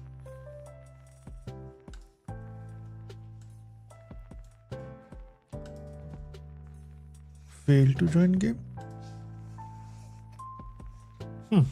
No, I think it was an old error.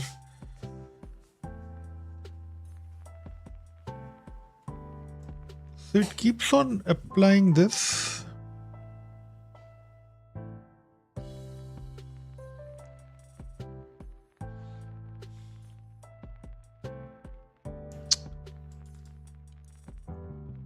Why is this happening?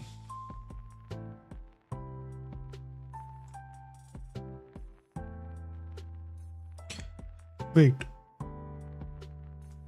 Applying is psychic false. Here is psychic false.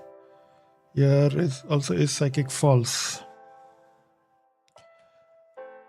Still not working. Somehow is psychic is false for psychic.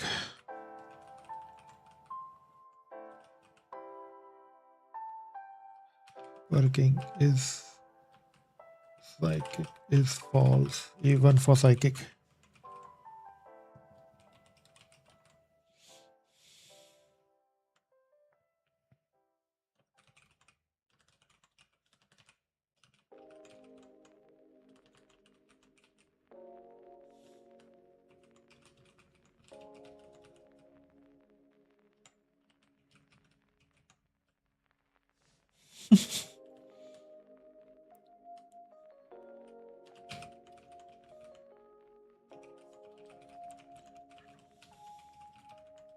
I think the store action pattern has messed it up somewhere.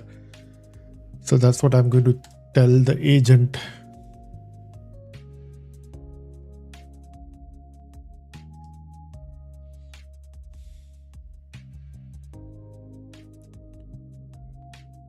Right? This was the change where we made all the store action pattern changes. Yes.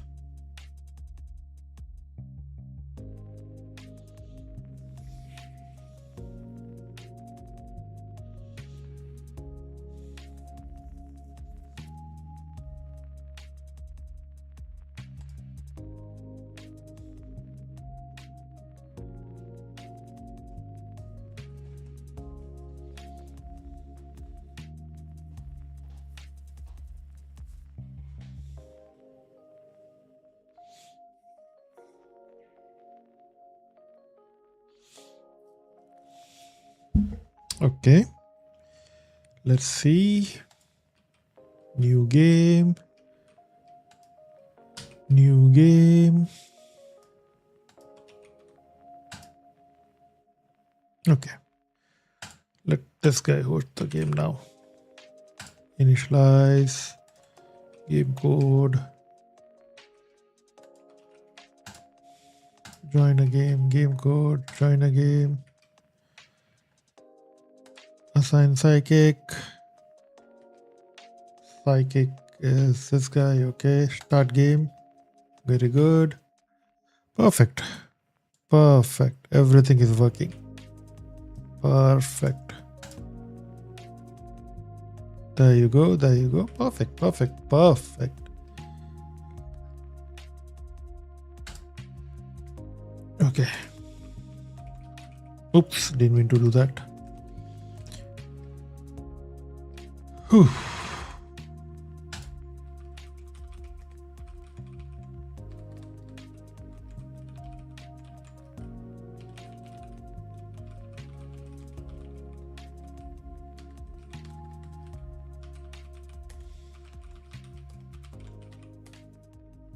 All right. I think the store action pattern is working. The only thing pending is the this thing. Not changes. The super base. What? I think these guys. the channel updates on Supabase. I need to research on what is the right pattern for this. Most likely, I think this could be a provider pattern, right? Where the provider initiates this and keeps updating the channel, right? It checks if the game ID is there, then it starts this check, and else it's done, right? So we'll think about it, but I think this is good. I am good for now. I mean, not good. I'm done for now. And we'll continue this in the next one. Most probably, I'll again try to work on this a bit offline to see at least the code cleanup part is done. If that is done, then maybe next time we'll add some AI features that we discussed today. But that's for next Sunday. I hope you had fun. I had lots of fun today. Thank you so much, everyone, for joining. I'll see you all next time. Till then, adios.